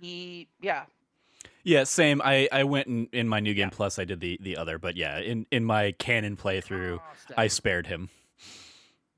I also spared him. We're all too good at people. because he says Um, like Jin gives the perfect answer. Yeah. He like when Yeah. his uncle's like, you have to like give me an honorable death, and he says, I'm not a samurai anymore. Yeah. I'm just the ghost. I'm just the ghost. Yeah, I mean, it's not the ending I would have wanted for the game. I think the ending actually is. I mean, it's all relative because I love the game, but it's among the parts I like the least of the game is actually the ending. I don't like the fact that he just like because it just all feels very like mildly ridiculous. Where it's like the Shogun's like, you know what, he rescued the entire island, but fuck him still. I'm just gonna take away his like samurai privileges. He's gonna use his land and his like property and all that stuff. And I get what they're going for, but to me, it's just like I don't think that's how that would actually play out. In Japanese, like with the Shogun and everything, it would. I mean, yeah, I don't. it's I'm just not convinced. Yeah, like in Japanese samurai politics, that's what 100% would have happened. I mean, I would like let's bring it to the modern day, and let's look at the fact that like Kojima still never came out and openly talked shit about Konami and everything that like went on there. Like, there is definitely an honor code here at play Sure. in Japanese culture. Eons kind of going back, and so yeah, it absolutely tracks for me that like breaking that honor code is the highest crime imaginable. So the Shogun, of course, is going to like the ends don't justify the means in that scenario. Well, and it's important to note that Jin is a member of the samurai caste. Like, Japanese society still today struggles with caste issues. That even though castes have been abolished, back then the samurai caste was, and of course we're looking at it through the lens of samurai films and kind of like not the historical necessary. So samurai films especially follow a very historical revisionist telling of what samurai were and actually were, versus accounts from the time that the samurai lived. Very different things. A lot more like a lot of revisionism there. But because we're talking about it through that lens, a samurai breaking from his caste to do these quote unquote dishonorable things, Jin is able to use assassinations and that's looked down on, but when Jin starts using poison is like when he starts using an assassin's tool of poison, Jin, when he assassinates, is still using his wakizashi. He's still using a sword of a samurai. Even though he's not necessarily following the quote unquote code of dueling etiquette, an argument could be made that the Mongols don't deserve that. But for when he steps to the point of using poison, that's when his uncle is ashamed. That's when his uncle has that's when they have that falling out. And then when Jin outright proclaims that like he's doing whatever he has to achieve victory, and Shimura, his uncle, says, but not like this. It's not just a matter of personal code. It's this is gonna look weird. Oh no, Logan gets back in. Yeah, well, I can't, and I can't fix it, and I don't know what. We're gonna be super screwed. For audio listeners, Logan dropped off the call, so we're waiting for him to hop back in. And how is this gonna screw up all the? Please don't screw up all the namings. Like, when Logan gets back on, please put him back in the right spot, because right now on the OBS, I'm Cameron, Cameron is Logan, and Logan is me, and none of us are right. Logan, are you back with us at all? We see your video. We see your image there. Okay. Oh, can you hear me? Yeah, we can hear you back. And everybody got put back in the right spot. Yay. I certainly can't speak to. It was a. I was just gonna finish my thought. Sorry. Yeah, go ahead. I'll just end it with this and say the idea of a samurai using poison, like that is 100% like up there with like being disenfranchised as a samurai. The Shogun, like even though he quote unquote saved the island, he has publicly done it in a way that if he's not punished, it distorts the peasant's view of samurai. And the peasant's view of samurai has to maintain because the peasant's view of samurai is also going to reflect on the shogun. The shogun's not the emperor. The shogun's just a samurai. He's the most powerful samurai in the country, but he's still just a samurai. He's still like, he is not an imperial, like a member of the imperial family. He's not a prince. While he's the most powerful military person in the country, he's still a samurai. So what Jin has done reflects not just on Jin and the like Lord Shimura and their families, but it also reflects the entirety of the samurai caste. And so that massive implication of what that means, in order to maintain a status quo, the shogun does what he does. He strips Jin of his status as samurai, but in order for the kind of rescuing of Tsushima to have honor, Jin has to die because he's dishonored himself. And the thing to reconcile would be, instead of a duel, would have been an expectation for him to commit seppuku. But him refusing to commit seppuku means that it's then up to Shimura to take his life, leading to their duel. And it's this incredible, like, I love that moment. I love the duel because it ties into all of the memories that Shimura and Jin share in the flashbacks. If you go through Jin's home and like all the story areas in Act 2 and going back to that area in Act 3 and going through them, you realize that like Jin has a lot of complex, difficult emotions concerning his father and his uncle, and kind of how placement of that has gone. Where being adopted into the Shimura family, it's important to note, Jin's father and uncle aren't brothers. Jin's mother is the sister of Lord Shimura, which is why Jin never refers, or Lord Shimura never refers to Jin's father as his brother, and they're from separate clans. The Sakai clan, which is a lesser clan than the Shimura clan, which is in charge of the island.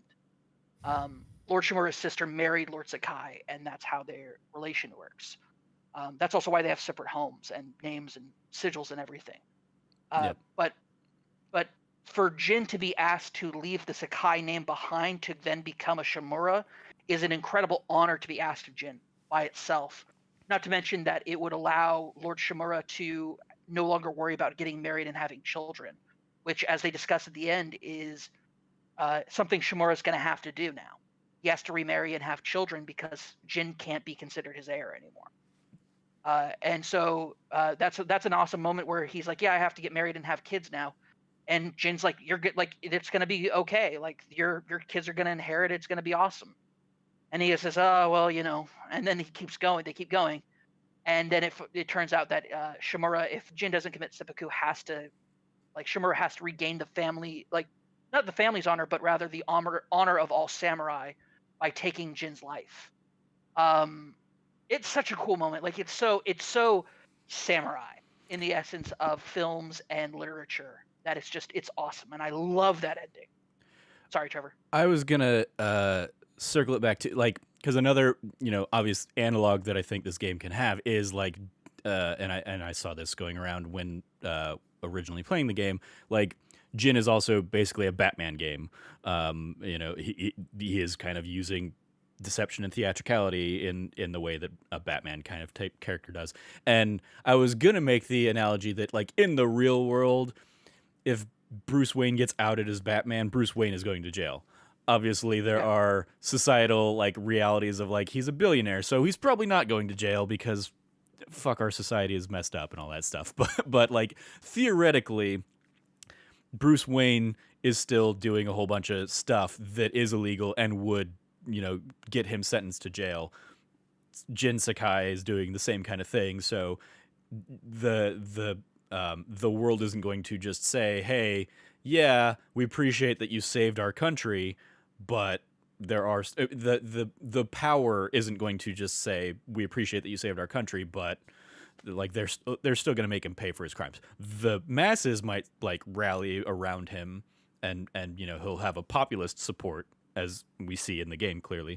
But I think like the bigger analog there would be like, so I started to switch the narrative to be like, well, like, Peter Parker still doing a lot of B&Es to save the world as Spider-Man kind of thing. And since he's poor, he probably would actually go to jail. So Oh, but they even point out, like when Jin's asking, well, why? Shimura points to that cart farmer, the former farmer who's gone off to follow the ghost. He goes, by becoming the ghost, you've supplanted the shogun's authority here. Like on top of everything else. Like if everything else wasn't enough, people now are looking to the ghost and not the shogun appointed official anymore to keep them safe. Like it sucks. Like it's sad, but man, I freaking love all of Ghost of Tsushima, but that ending is just so when Jin picks up the goat, when you choose to let him live. Sorry, excuse me. And Jin picks up the ghost mask and puts it on and says, like, I don't have to live by your rules anymore. I'm not a samurai, I'm the ghost. And then he walks away. And you just see Shimura's like heart just like if it wasn't already shattered, you just see it just tear asunder. It's so heartbreaking seeing that. But I freaking love this game, man. yeah, it almost begs the question, since we all picked like, oh, we spared his life, was that like the good choice really in the end? Because clearly Shimura he has to live now with the like sadness and disappointment of Jin being the ghost versus like getting a somewhat honorable death, having tried to stop the ghost if Jin actually just kills him. And it's like, yeah, I guess it really is the like, no, you're going to live with it kind of like mentality that I'm like, maybe it is the mean choice to be making at the end there. In modern morality, it's the good choice. In the sense of the framing of the story and the era that it's in and what it's depicting, it's the bad choice. Killing your uncle lets him die with honor. Letting your uncle live, it doesn't necessarily shame him, but it does. Like he even points out, like your uncle may not, or Yuna points out, she's like, your uncle will probably not come after you anymore because now he has like a viable way of like getting out of it. But the shogun's gonna send someone else to do it. And like I love that. That's so good. It's like, sure, your uncle may not be in charge of hunting the Ghost of Tsushima anymore. He's quote unquote lost the honor of taking down Jin, but somebody else is gonna come. Mm-hmm. The dude who the shogun sent, if you read like letters and stuff, or you when you listen to the conversation as you're sneaking out at the beginning of Act 3, you understand that he's got his own motives for being here. He wants to supplant Shimura as the Lord of Tsushima. And says like, well, with all of this that's happened, like it'll be an easy argument to make. So even though Lord Shimura might maintain his residence and status and everything else, he might lose the government position of being the military lord of it. So I mean, that's awesome. All I know is so good. Look, all I know is that the Indian is bad. And that I just spent 10 minutes going over why it's good. Way more than 10 minutes, Cam.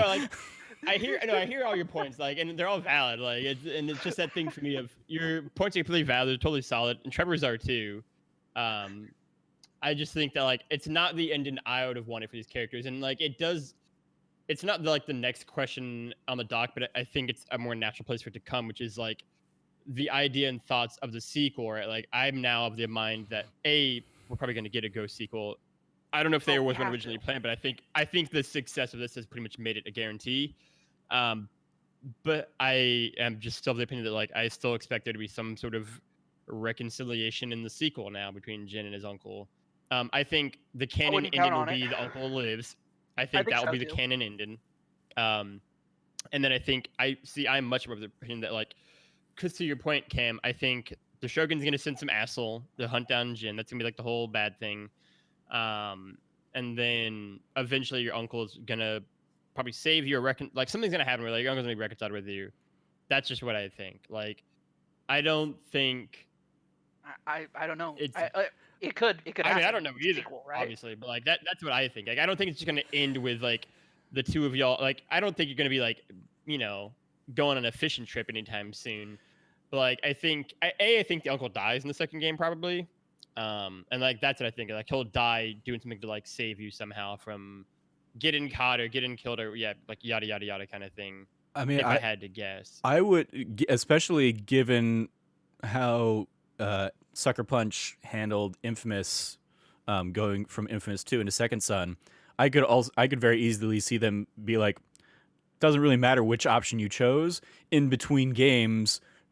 If you picked where Shimura lives, in between games, Shimura dies and a new power has come to the island and is on the hunt for Jin. Or so whatever case, it doesn't really matter. Shimura is dead, and it doesn't really matter if it happened by your hand or if it happened, and it doesn't even get like alluded to even necessarily, in the same way that like I guess the canon idea is Cole is dead in Second Son, and it doesn't really matter how that happened. It happened. So that would be like my I don't know. my that way, would feel or like rewarding, I think maybe. I mean, sure, but it's also like what they have to say with that relationship, I would argue, is done. So you don't like they don't. I don't think there is a reconciliation coming. I don't like that's what you want, because that's what like super positive Logan always wants, is like happy endings for families coming together and stuff. But Hope Punk Logan. That's like. Let The Last of Us beat that out of you, my friend. That's not that's not how all those endings happen. So yeah, I would say that's the like I don't think they have more to necessarily say with the Jin Shimura relationship. I think that can be ended, and so a sequel can kind of be completely removed from that. And whether that's still on Tsushima Island or if it's Jin and Yuna going to the mainland or something, I don't know. Honestly, I don't like. I fall in the camp of like that a lot of people fell with Last of Us. I don't need a sequel to this game. I think it is an incredibly great self-contained game, that like I don't need a Ghosts of Tsushima or something like that. Whatever the sequel ends up being, or Ghosts of Kyoto or something like that. Yeah. Here's what I'll note. This is taking place during the first Mongol invasion of Japan. There was a second. Just saying. So I think too. I mean, I think The Last of Us is a good comparison. The way of like, I think maybe even Sucker Punch meant this to be like a standalone game and not necessarily like turn into a series. Like they just had this really cool story to tell. I don't need any more either out of it. I also think like The Last of Us, it's just been so successful that like I would be very surprised if there's not a sequel to this. Is what I would say. Like, it's just like shattered records, and so. I just feel it's inevitable because we're in the video game industry and they really love sequels that we're probably going to get a sequel. I think like it is weird though, to your point of like, I don't know how you like, I don't really know what the game would look like if it's set in mainland Japan like that. Cause that's a massive map. I don't know how you do that. And like, I don't know how you do that either. Everything. And so maybe it is like Cameron said, like the second invasion and like a few years down the line kind of thing. But then I feel like we're getting kind of a very similar game. Yeah, and that's my point too, right? Years. It's like 20 years down the line or something, yeah. It could easily be like somebody else takes up the mantle of the Ghost when Tsushima's invaded again by the Mongols, and it'll be different this time because it was technically, quote unquote, what threw them back into the sea both times, or the first time was a tsunami, a kamikaze is what they call it. Yeah. A godwind. It was a tsunami. Yeah. But they call it a godsend because otherwise it would have all died. The second time, the ships didn't even land.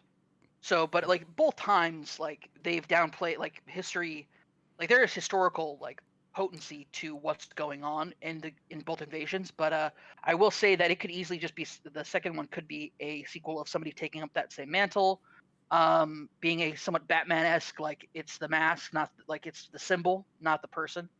But I would also say that. As far as like a sequel goes, like how do I put this? I lost my point here. Actually, I apologize. I had a point and I've lost it. I mean, the point I would ask is, do you want a sequel with these characters or do you want a sequel with this gameplay?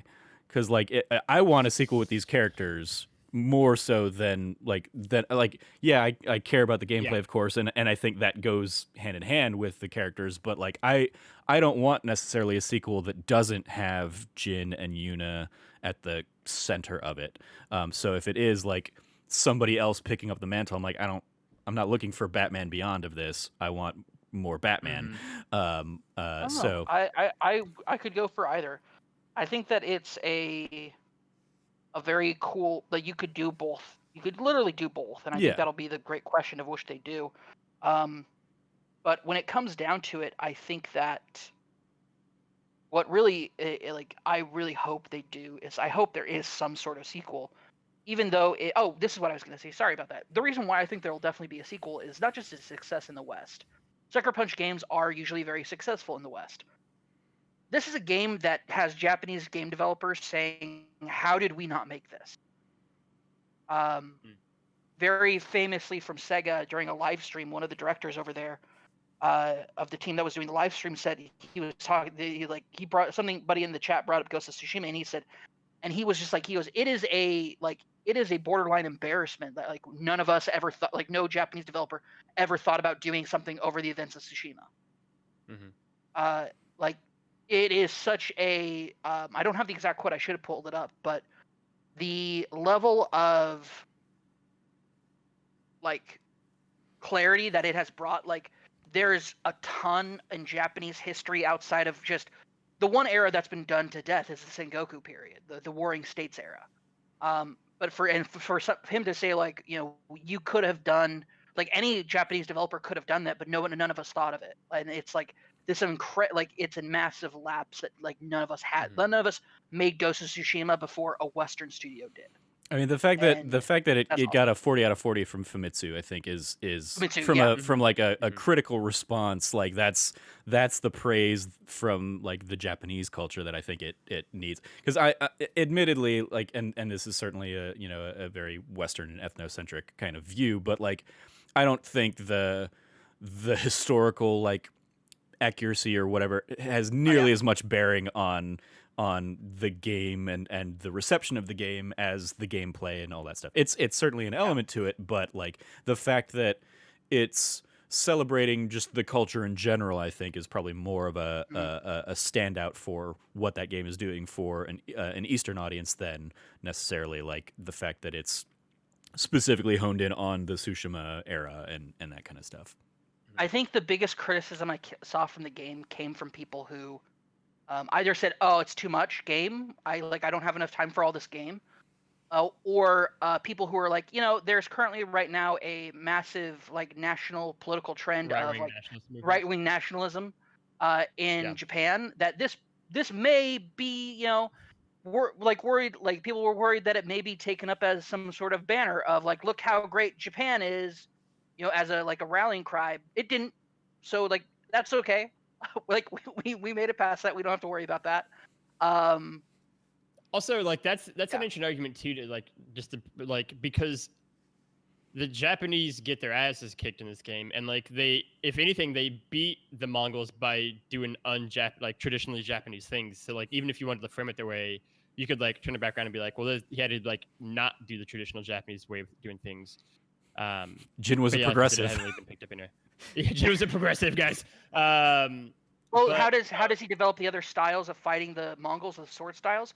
He spies on enemy generals and watches how they fight and comes up with ways of like countering them. Which is super cool. So like good. yeah, like so good narratively to give an explanation of why he's doing that. So good. To transition out of the action into kind of our favorite non-Jin characters, which I think ties into just our favorite kind of story arcs in general.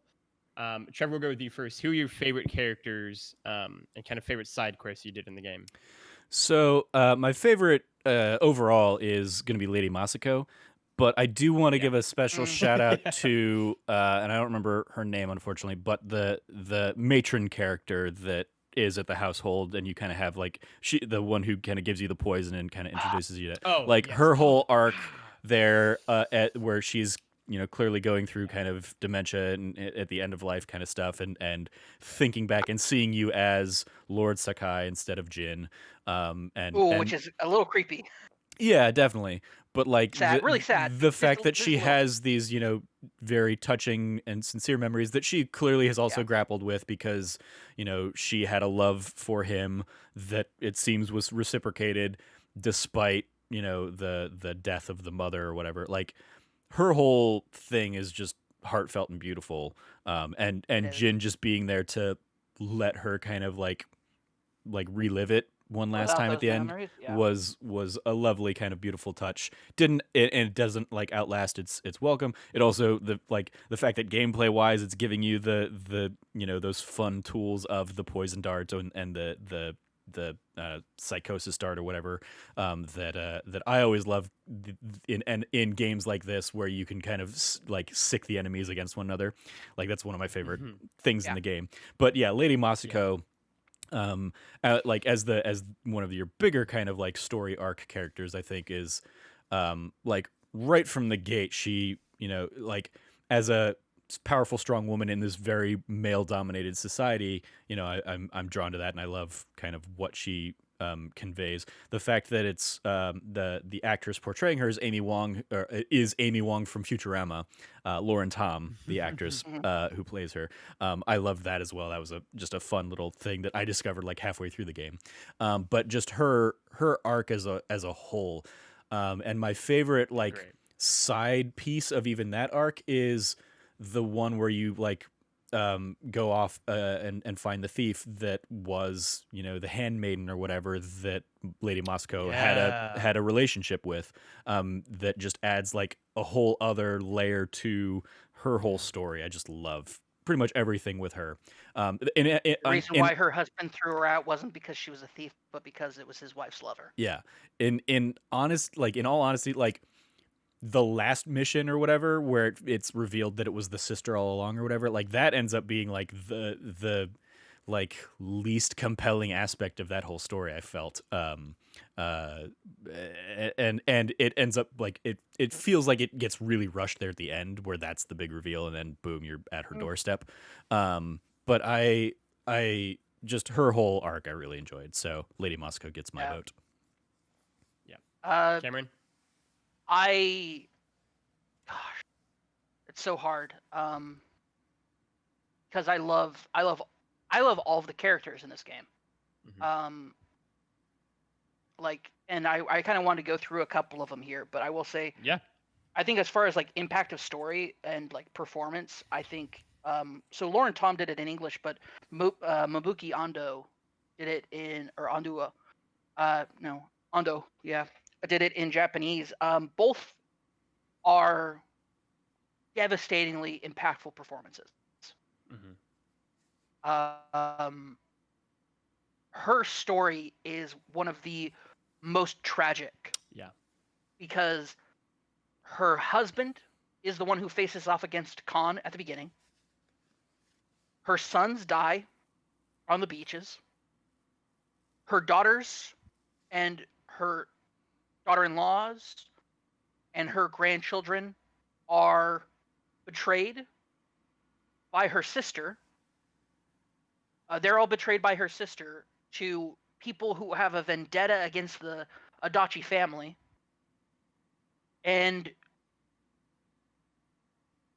not even the infants make it out alive. And she buries them all. The reason I loved her facing off against her sister at the end is because I remembered at the beginning her saying that she buried her sister, that she had to bury her sister with the red, um, like robe piece that she was famous for like having and like that she adored. That was a gift from her sister, from Lady Adachi, and like her needing to take the time to bury her family. And she says, I can't go for revenge yet. Not everyone's buried. Um, and for all of that, that entire, like that first mission guts you. And then you go through her going through everybody who betrayed her, from, the people who worked for her family that, she outed as being, uh, just anyway, just the entire storyline of hers is so incredibly impactful as a matter of just human tragedy, like just tragedy. And it's not the Mongols who did it. It wasn't the Yeah. Mongols who destroyed Lady Adachi's family. Her husband, and her sons died with esteemed honors on the beaches of Tsushima, as far as samurai culture is concerned. Was it a shameful thing how her husband died? Yes, but he wasn't the one shamed by it. You know, the Mongols were shamed, like in the eyes of the culture. But for your own people, and that's kind of like what Jin is saying, like throughout this entire thing, is like he is abhorred by, because through Lady Adachi's storyline, you see the people who have taken advantage of the Mongol invasion Yeah. to do the worst possible things to their enemies and their neighbors. Yeah. And rather than rallying together, like Jin is can't believe that during this time of crisis that people would try to take advantage of anything. He's such a good, pure-hearted boy. I love Jin. But for her to, like, through viewing her storyline, Jin has to reconcile with, there were problems before the Mongols came, and there will be problems after the Mongols are gone. And helping Lady Adachi helps her solve some of those problems. And it's awesome. Just her entire storyline is awesome. I had to give it some praise as well, because I think it's probably, out of all the storytelling of the side characters, it's the best one. But as far as, like, and I just have to, like, this, the thing is, there's no bad performance. Every single one of these characters, both in English and Japanese, are incredible. Even when we were talking about Jin, I mean, Jin is voiced by, in English, he's voiced by Daisuke Tsuji, who is Nominated for a he's Game done a Award. lot. Yeah, nominated for a Yeah. Game Award. He deserved, like, honestly deserving of it. Well, And it's actually interesting because his performance is drastically different than performance of the Japanese voice, Kazuya Nakai. Kazuya Nakai is also famous for voicing Roronoa Zoro in One Piece anime, and he's a veteran voice actor. He's absolutely phenomenal, and he delivers a performance that is very samurai in his It's very portrayal. sad. That it's incredible. I love it. I love both of them, but his portrayal, he makes it very, like, I would say, I don't really have the right to say this, but I would say if I was to think of, like, an authentic way that I would imagine a samurai to speak, he definitely pulls it off. But that wouldn't work in English. It would come off as one note and monotone in English. So in English, I mean, and that's where like Daisuke comes into play there. Daisuke also is the motion capture actor for Jin. He's phenomenal. But I have to give it up to the foil, both in English and in Japanese, Koten Khan. Patrick Gallagher in English and Tsutomu Isobe in Japanese. We're talking about, both of these men are veteran actors and voice actors in our respective scenes. Patrick Gallagher is, I remember him as legendary, like the gym teacher from Glee. That was what I remember him from being on. The football coach in Glee. Yeah. Yeah. That's him. He's in like, that. He popped up in this, and I was like, wait, the football coach from Glee, the one of the dads from Yesteryear? No. Is that too much of a deep cut TV show? I think I don't know. Yes, he may not have been the football coach. I just assumed he was. I've only seen like 6 episodes of Glee ever. So is it Chris Coffer is the kid? No, like no. That's You're thinking Mike O'Malley. Okay. That was yeah. Yes, that's him. Yeah, you're thinking Mike O'Malley. Mike O'Malley's not a who I think of from Guts. I was like, Mike O'Malley was Khan. I was like, what? No. Patrick Gallagher is. He's phenomenal. He's such a great actor. He's such a great voice actor. He's been in so many things. And as Koten Khan, he absolutely just delivers a 10 out of 10 performance. Just stellar performance. But I want to really give it up to Tsutomu Isobe, who delivers a performance that is so, like, he's a Japanese voice actor and he's speaking lines in Japanese, but he does it in a way that it doesn't feel like somebody who's natively speaking Japanese, which is a weird thing to say. He has such great pauses. Like he uses the pauses in between, like when Coat and Con in English, Patrick Gallagher is monologue, and it's like it's flowing, and it's like he's deliberately pacing himself to come off as being very calculated and smart. In Japanese, he does that, but he also does something really good, which is he pauses for a moment and then says a word as though he's trying it out rather than he's actually saying it. As somebody who is literally speaking a language that he doesn't speak natively, it's so well done. Like the voice acting, there's a couple of scenes where he does that. It's so good. It's so The good. voice acting Like, across the board. yeah, is Coat and Con fantastic. as a foil to Jin as a character, where as the story goes on, Coat and Con is putting on this mask of this quote unquote honorable figure, and Jin over the course of the game is putting on the mask of the ghost, this dishonorable figure. But in reality, who they are at the core is reversed. Jin at his core as a person is honorable, where Coat and Con at his core is dishonorable. And I love that. There's such a great foil and dichotomy between these two characters throughout the entire game that I just love, because Jin thinks he's convinced Ryozo to work with him. And then Ryozo reveals, I talked to the Khan. It's a better deal for me and my men. And then over the course, of course, Ryozo, it turns out the actual animosity and decision came from Jin keeping him from becoming a samurai in their duel. And like the Also whole good and the sign. way Yeah. in the way that Coat and Con manipulates Ryozo through the entire game is so good. And it's so just once again just like 10 out of 10 performances throughout this entire game. But I really have to give it up to both actors who played Coat and Con of just delivering a like career defining performance from two actors who have a multitude of career defining performances. So I much love think for them. that Cameron likes the bad guy this game a lot more than I do. I thought the con was fine. But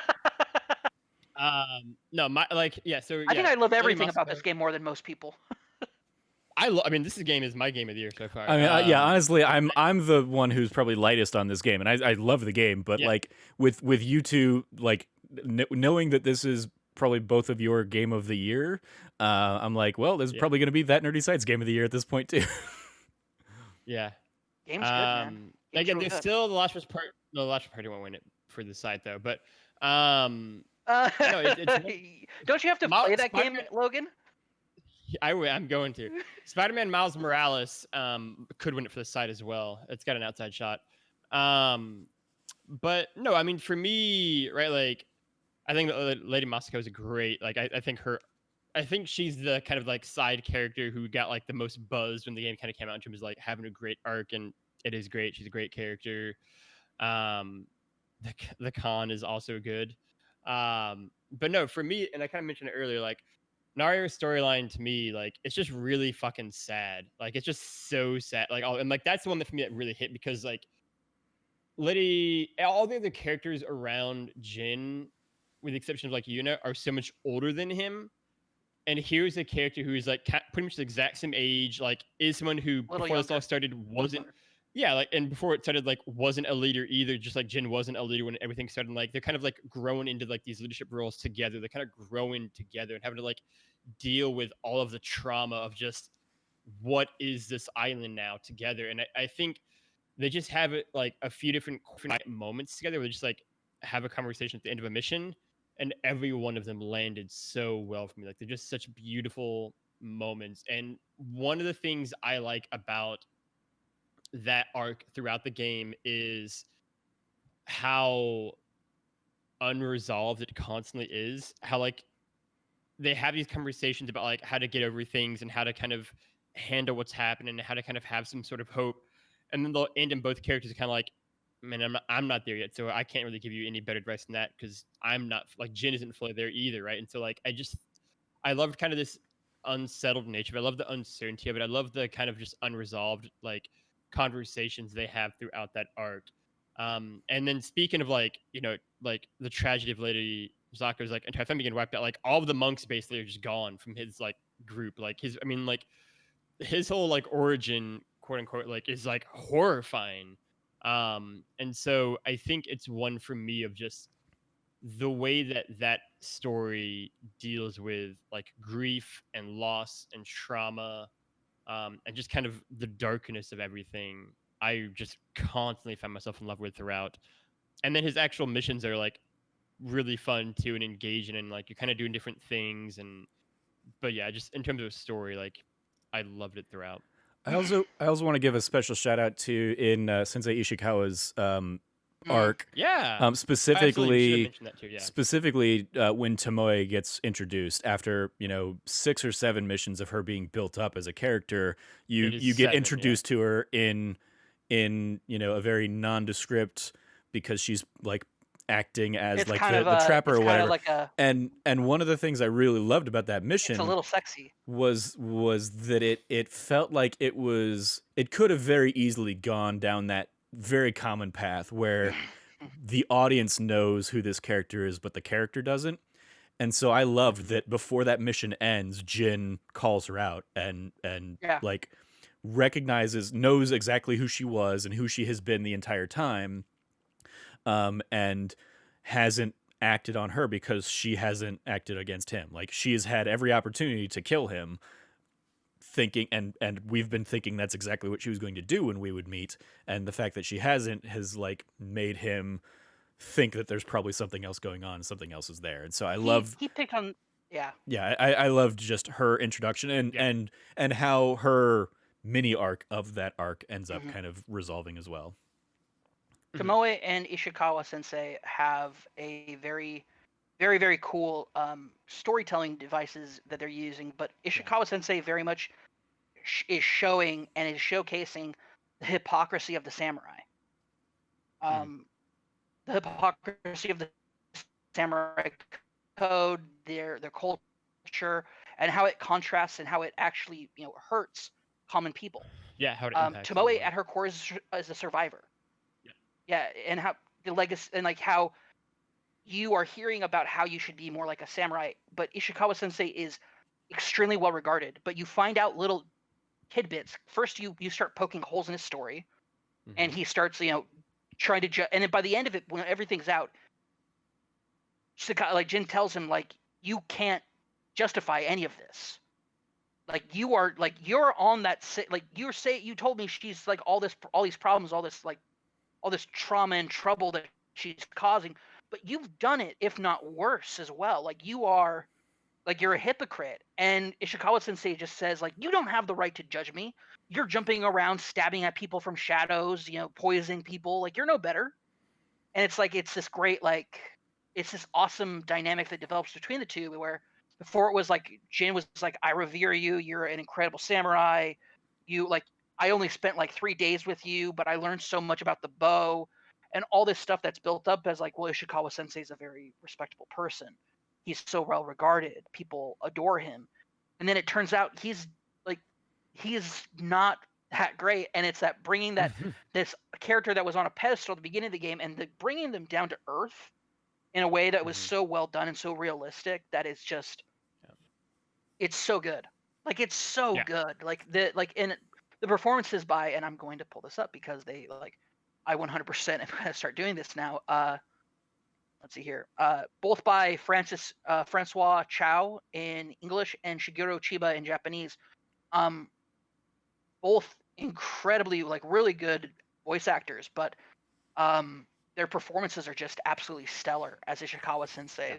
Both getting rebuked in English and Japanese at the very end of their quest lines is phenomenal, but also you get one of the coolest masks from completing that quest line. Yeah. The broken fox mask that you get is so good. It's so cool, especially when paired with the right stuff. That was so specifically when Logan and I played Legends. I couldn't wear that mask. Like, I pulled it up as I was like decking out my character, and I was like, no, I don't want to wear that one because that's a spoiler, and I don't want to spoil Logan because he hadn't gotten that far in the game yet or anything. So I was like, okay, dang it, I can't, because that was my favorite mask that I couldn't wear in Legends because of that. Oh, But it's I also such a good. love that. It's such a good I mindset. love that. Like, obviously, there's also the parallel between Jin's story and Tomoe's story there as well, and the attempted adoption of the characters and all that stuff, and it's almost like they're opposite sides of the same coin, and Tomoe gets to like there is not a complete resolution between her and Ishikawa, but like they end certainly I think better than Shimura and Jin do. Oh And yeah, much better. like going back to like what could a sequel be or what could a another story be, like I could very easily see a Tomoe being like the next Ghost kind of story. um Okay. and maybe like the prologue is seeing what was going on during the events of Tsushima from her perspective, going into her leaving the island and going off to mainland Japan, and you go from there or something like that. Maybe. But yeah, I just wanted to give her No, I her thought an extra little nod too.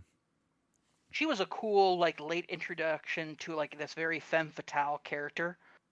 She tries to like honeypot her way in with Jin, doesn't work out because Jin's a man of pure character and resolve.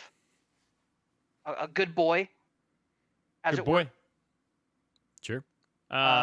If this game had And been I like but I thought that I thought like the way that the scene was built out and like directed and like the sexual like tension between the two was like I'm like very good. Like this is good stuff because in samurai films this type of stuff happens all the time. It's great. So it's a great nod to like so many amazing scenes in samurai films where it's not uncommon for the samurai protagonist to be such a great lovemaker that the assassination mid scene is thwarted. Good to know. Anyway, I digress. They don't actually bang, but it's it's a great nod to a lot of great scenes. But yeah, wrapping it up because that's all the big beats I have. Just kind of get into. Cameron started talking about sex and video games. Let's end the podcast. Let's go. Wrapping it up. No, the last question is really just like our kind of our final kind of thoughts and impressions on Ghost. And for that, Trevor, we'll go with you. Kind of your thoughts and impressions on the story, the characters, the gameplay, just a general overall kind of view of what Ghost is. I don't know what else you played. It was maybe Legends. I mean, you did that like a month ago or so. But what are your feelings on Ghost? Yeah, so I played through the game and then like nothing for a month and a half or whatever. Then when Legends came out, I played Legends with you and I did like the new game plus run on my new TV and all that stuff. I think, and I've said this on our spoiler free kind of conversations about the game before.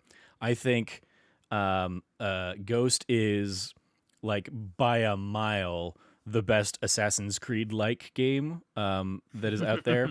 And not only for its gameplay, but also like it is by leaps and bounds the most cinematic Assassin's Creed like game out there. Absolutely. And yeah, we've touched on it a little bit here and there throughout the podcast, but just the way the game is shot, the way like there are so many establishing shots for pretty much every little question is a beautiful image, and then the Japanese is a kanji text that comes up and then like dusts away kind of thing.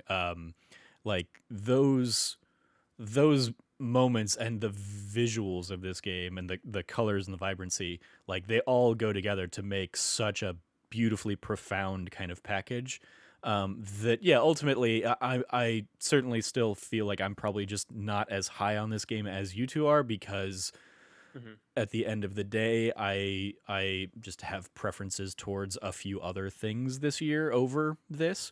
But sure. it's certainly I mean, like it's easily in my top 10 for the year, maybe even top 5 when all shakes out. We will see. Like, but yeah, in terms of like this, in terms of the open world game, it's probably fighting with Miles Morales right now for like my favorite of those. And then like playing through Valhalla right now, it's just like that's way down the line. Legion is probably even further down beyond that. So yeah, I think Ghost for everything it's doing, especially as like a follow up to like the Infamous games, is such a, while there's definitely like Sucker Punch DNA in there, the fact that they took so many risks and I think paid off so wonderfully is a great shout to them. So yeah, I love the game. I highly recommend it to anybody who likes open world action adventure kind of games. And I think it is easily like for art direction, this easily takes like my game of the year on that front this year, because it is just like Probably no stay no tuned other for the Game game no other game has or will look as beautiful as this game does this year. And that's like Cyberpunk is going to be a completely different aesthetic, and it's going to look beautiful in its own right, but it's not going to hold a candle to the images that you get from Ghost of Tsushima. Cameron, your 2-minute closing thoughts on Ghost? I love that you give him a time limit. I will say a couple of things I want to say is this. One, if you were to ask me, there's only one last game I can play on the PS4 this year before it's done with, I would say it's Ghost of Tsushima. Yeah. I know some people might be like, well, what about Last of Us? I think this game is by and far away the best PlayStation exclusive this year. I have not played Miles Morales yet, but we'll see. I may not get to it this year. We'll see what happens with that. But I will say that when it comes to Ghost of Tsushima, I think that it is a incredible love letter to something that I already loved. I think it is such a wonderful performances from the entire cast and crew. But I also think that this is a defining moment for Sucker Punch. I think Infamous as a series has been stellar and phenomenal in its own right, but I think that this is by far and large not just the scope of the game, but just in its execution. I think this is just a masterpiece. It's a masterstroke of game design and what they've done with it, and it doesn't necessarily break the box. It doesn't break the mold in too many ways. It doesn't go outside of too many things. But what it does in the with the box of tools that they're using and what they're using to give you is, instead of something that like changes the formula or changes the scope and scene of gaming, it's delivered to you an absolute masterpiece of things that you're familiar with, but doing it, I think, better than anybody else is doing it. It is, I think, a definitely, as far as a defining moment in Sucker Punch's history as a studio, I think that Ghost of Tsushima is a standout. I'll even say I think it's a standout. You never forget your first. You never forget your first breakout hit or from a studio. Okay. But I think Ghost of Tsushima does stand above Infamous's legacy as its own. It stands apart from it, and it shines a lot brighter, I feel. So. I mean, there's some shade thrown on Sly Cooper there, but okay. I never cared for Sly. I've never cared for Sly Cooper. I know other people I'm just saying, like their first, breakout, blah blah blah. But you know what? You're right, Trevor. I forgot. My apologies. Infamous already took a fat enough shit on Sly Cooper. I don't need to. Anyway, I think that they're both great games. They're both great series. They are both great series. For me, I think it's a phenomenal game. I've talked, I feel like, a lot with Trevor about Ghost as kind of I've journeyed through it. And it really is in the running for being among my possible game of the generation contenders. I think it's a fantastic thing. Actually, Cameron, what you said, I think, is a really good way to describe it. I think this is a really, really, really great capstone to what I think has been arguably PlayStation's best generation of games in the PS4. I think if this is the last game that I play on the PS4, I'd be totally content and happy with that. It is a absolutely great capstone. It's either going to be this or The Last of Us Part 2 in terms of exclusives before I get a PS5. So either way, it's going to be a great game. But this is such a great, I think, evolution of everything Sucker Punch has done. In a lot of ways, this feels like Sucker Punch's either Uncharted or Last of Us moment, and kind of that just jump from where they had been doing before. Because I mean, I can't speak to Cameron. I'm pretty positive Trevor agrees with me. I love Infamous 1 and 2. Like, I love the Infamous series as a whole. Yeah, so I think I'm a big defender of Second Son. Like, people like to take that's unfortunate. But I love this is such a great, and in a lot of ways, just really just mind-blowing evolution of what they were doing, right? Like, where they were at to what they were doing now. Like, this is by far their darkest game, the most mature game, and I think the most complex game. both from a narrative and a gameplay sense of things, and it is an incredible experience. I think it is like just perfect in terms of its length for me. Like any moment it started to feel long, it like began to really wrap up that kind of act or that arc, and hit it like another great kind of few hours. I think the cast of characters is great. I think the voice acting is, I mean, whether in English or Japanese, is truly incredible.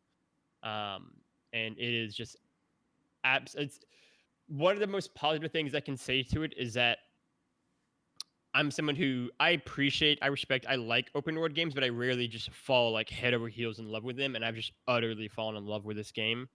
And just want to do everything, want to go everywhere, want to get every collectible I can. Um, it just is a world that I find, oddly enough, perhaps really inviting, and welcoming, and I just want to spend time there. And yeah, I mean, if the game won't end up as my game of the year, it won't be any lower than like second or third, right? Depending on Miles Morales and Last of Us Part 2, and I guess Hades too. I need to play it at some point in time. That's easy though. But like, it's not gonna be any worse than like second or third on my game of the year list. It is absolutely a contender for like game of the generation, alongside the likes of like Uncharted 4, right, and Hellblade, and a few other titles. And it very easily could be among my favorite games I've ever played. Like, it is just standout. It is top notch. I could play hours and hours and hours and hours more of it, and I will because I'm gonna get a platinum. So yeah, it's been an incredible experience, and weirdly enough, I kind of am happy that it took me like 4 months to play through, because I just got to like draw it out and savor it just a little bit more. Even if it does mean I'm gonna have a hell of a last month and a half in terms of game of the year games, of just like hitting the pedal to the metal, but it's an incredible game. Trevor, take us home. All right, that's going to do it for our Spoilercast episode of Ghost of Tsushima. Thank you guys for sitting down, and I'm glad we were finally able to make this happen. Let's go around the table with any plugs we have. Cameron, you can follow Cameron at Rev Cabot. Anything you want to give a shout out to, Cam? I have an upcoming piece that probably will be coming out sometime soon. On top of that, I will probably be streaming at some point in the next month or so. Hell yeah! I've got to the point where I'm taking my PC into a PC repair shop and just having them fix it, because I'm done trying to do it on my own. I don't know what's wrong with it. Don't care. Just fix it. I don't know. I'll pay the money. I have a job. Like, I'm working again. I have a job. So since I'm working, I have a full-time, full-paying job now. I'm just gonna do that now because I can. All right. You can follow Logan at Lefty Logie. Anything you want to give a shout out to, Logan? Yeah. First off, as always, as per the rules, I will shout out Trevor's NES Let's Play series Until the Day I Die. Oh, it's really good. I love it. It's so good. I'm such a big fan of it. And Trevor Seeing me get frustrated so... during Donkey Kong is very good. Yes, it's the best. I was gonna shout out the Donkey Kong episode in particular. It's so good. Like, seeing Trevor just lose so his shit at Donkey Kong. So funny. Like, Trevor lost. One. So excited. Trevor got more upset during that short session of Donkey Kong than he did through his entire Bloodborne playthrough. No, not even close. Not even. Bloodborne nearly killed me. That's accurate. The Donkey Kong one is so short, but it's so fun. His Ice Climbers one in particular, I also like the Ice Climbers one of him just getting frustrated at the game. So yeah, I will always shout that out. Otherwise, yeah, stay tuned for Cameron's piece. I am gonna have some thoughts on Call of Duty Black Ops Cold War. I always get the name wrong because it's a fucking dumb name, but I think that's what it is. Call of Duty Black Ops Cold War. Okay, yeah. And maybe I'll write something about Ghost. It's real good. But otherwise, that's everything I have. Just check out the usual thoughts I'll have on the internet. Otherwise, Trevor? I do have one last thing I just remembered. Yeah, go ahead. I have a reaction/review of the Cyberpunk Samurai Cola flavor of Rockstar they put out. It's my first energy drink that I've had in about 5 years. Wow. I didn't finish it all because I literally couldn't. I was having like heart palpitations. Not really. Just like it was like all of a sudden it hit my system and my heart's beating really fast. I was like, I don't need to finish all of it. Just like, I can see through walls. Yeah. Time is just a construct. I can see it all. But it's about a 5-minute video. We'll see what happens with it. But I was gonna say this is the first time hearing about it. So Yeah, So- because I literally recorded it right before we did our podcast. For the Oh. Spoilercast. I was like, I'll tell him about it, but I There you forgot go. until now. Yeah, it's fun. It's shout out to Snowbike Mike because he actually like got the care The care homie. kit from Rockstar. If you can think of name me a better like energy drink representative than Snowbike Mike. You can't. None. Like if energy drink were a person, it's Snowbike Mike. So shout out to him for like inspiring be the inspiration of the video. I kept an eye out for it. Finally found a new flavor, Samurai Cola. No spoilers about what I thought about it, except I couldn't finish it because I haven't had an energy drink in 5 years. Okay. Trevor, You can follow me at Trevor J. Starkey on Twitter. I will echo the shout out on the NES Let's Plays. You can find on youtube.com/thatnerdysite. As well as so we're recording this the week before Thanksgiving, the week going into Thanksgiving. Tentatively that Saturday, so I don't know what date that is, the 27th, 28th, something like that. That's probably when I'm going to do my Demon Souls Extra Life stream for not 24 hours, not bringing Bloodborne back, but yeah, on Saturday I'll probably sit down and stream for 10 to 12 hours on twitch.tv/thatnerdysite. So keep an eye out for that. I was thinking about it. I was like, I could do the same thing I did with Bloodborne of like, oh, I'll donate $1 every time I die. But then I remembered that this generation has no loading screens, so I will be dying way more even in just 12 hours than I did probably in 24. So probably don't want to do that this time around. But come check in on that and stay tuned to my Twitter as well as That Nerdy Site's Twitter for more information on that. It'll probably be like 10 to 10 or something like that. As I've said before on a few episodes of News to Care About, whenever Trevor does his 12-hour Demon Souls live stream, I will be in the chat the entire time as well, cheering him on, ? So come see us both suffer as we just watch Demon Souls be played in front of our eyes for 12 hours. Is it suffering if you're just laughing the entire time? Because then I'll be suffering too. I won't be laughing. I'll be crying for Trevor too. Will this be the Souls game that finally wins me over? Probably not. But, no, but come find out. Imagine. I mean, I'm seeing people like Andy out there enjoying it, so maybe. Yeah, but Andy loved Bloodborne, so. Oh, did he? Oh. Yeah, he played through that. Bloodborne and he liked it a lot. He also wasn't a stupid person that played through it all in 24 hours. So yeah. Anyway, that's going to do it for this show. You can follow everything that we're doing over at That Nerdy Site or check out thatnerdysite.com for all the latest from us. If you liked what you heard, once again, as always, please rate, review, like, subscribe, share the podcast with your friends, and if you can, support us on Patreon, patreon.com/thatnerdysite, where every patron gets early access to a monthly bonus episode of the show. This month's episode, it feels like I've been saying this forever, but is Logan and I talking about our favorite sitcoms, favorite and least favorite sitcom finales. It was a fun conversation. That'll be going out live to everybody here at the end of the month. So we need to sit down and figure out what we're going to be doing for the December early access episode here in the coming days. Weekend. Probably, sit down and record that because this is also. Like we already did Thanksgiving memories because that was the episode last year for that topic. So got to figure out what we're going to talk about. But as always, thank you guys for listening. Stay nerdy and be good to each other.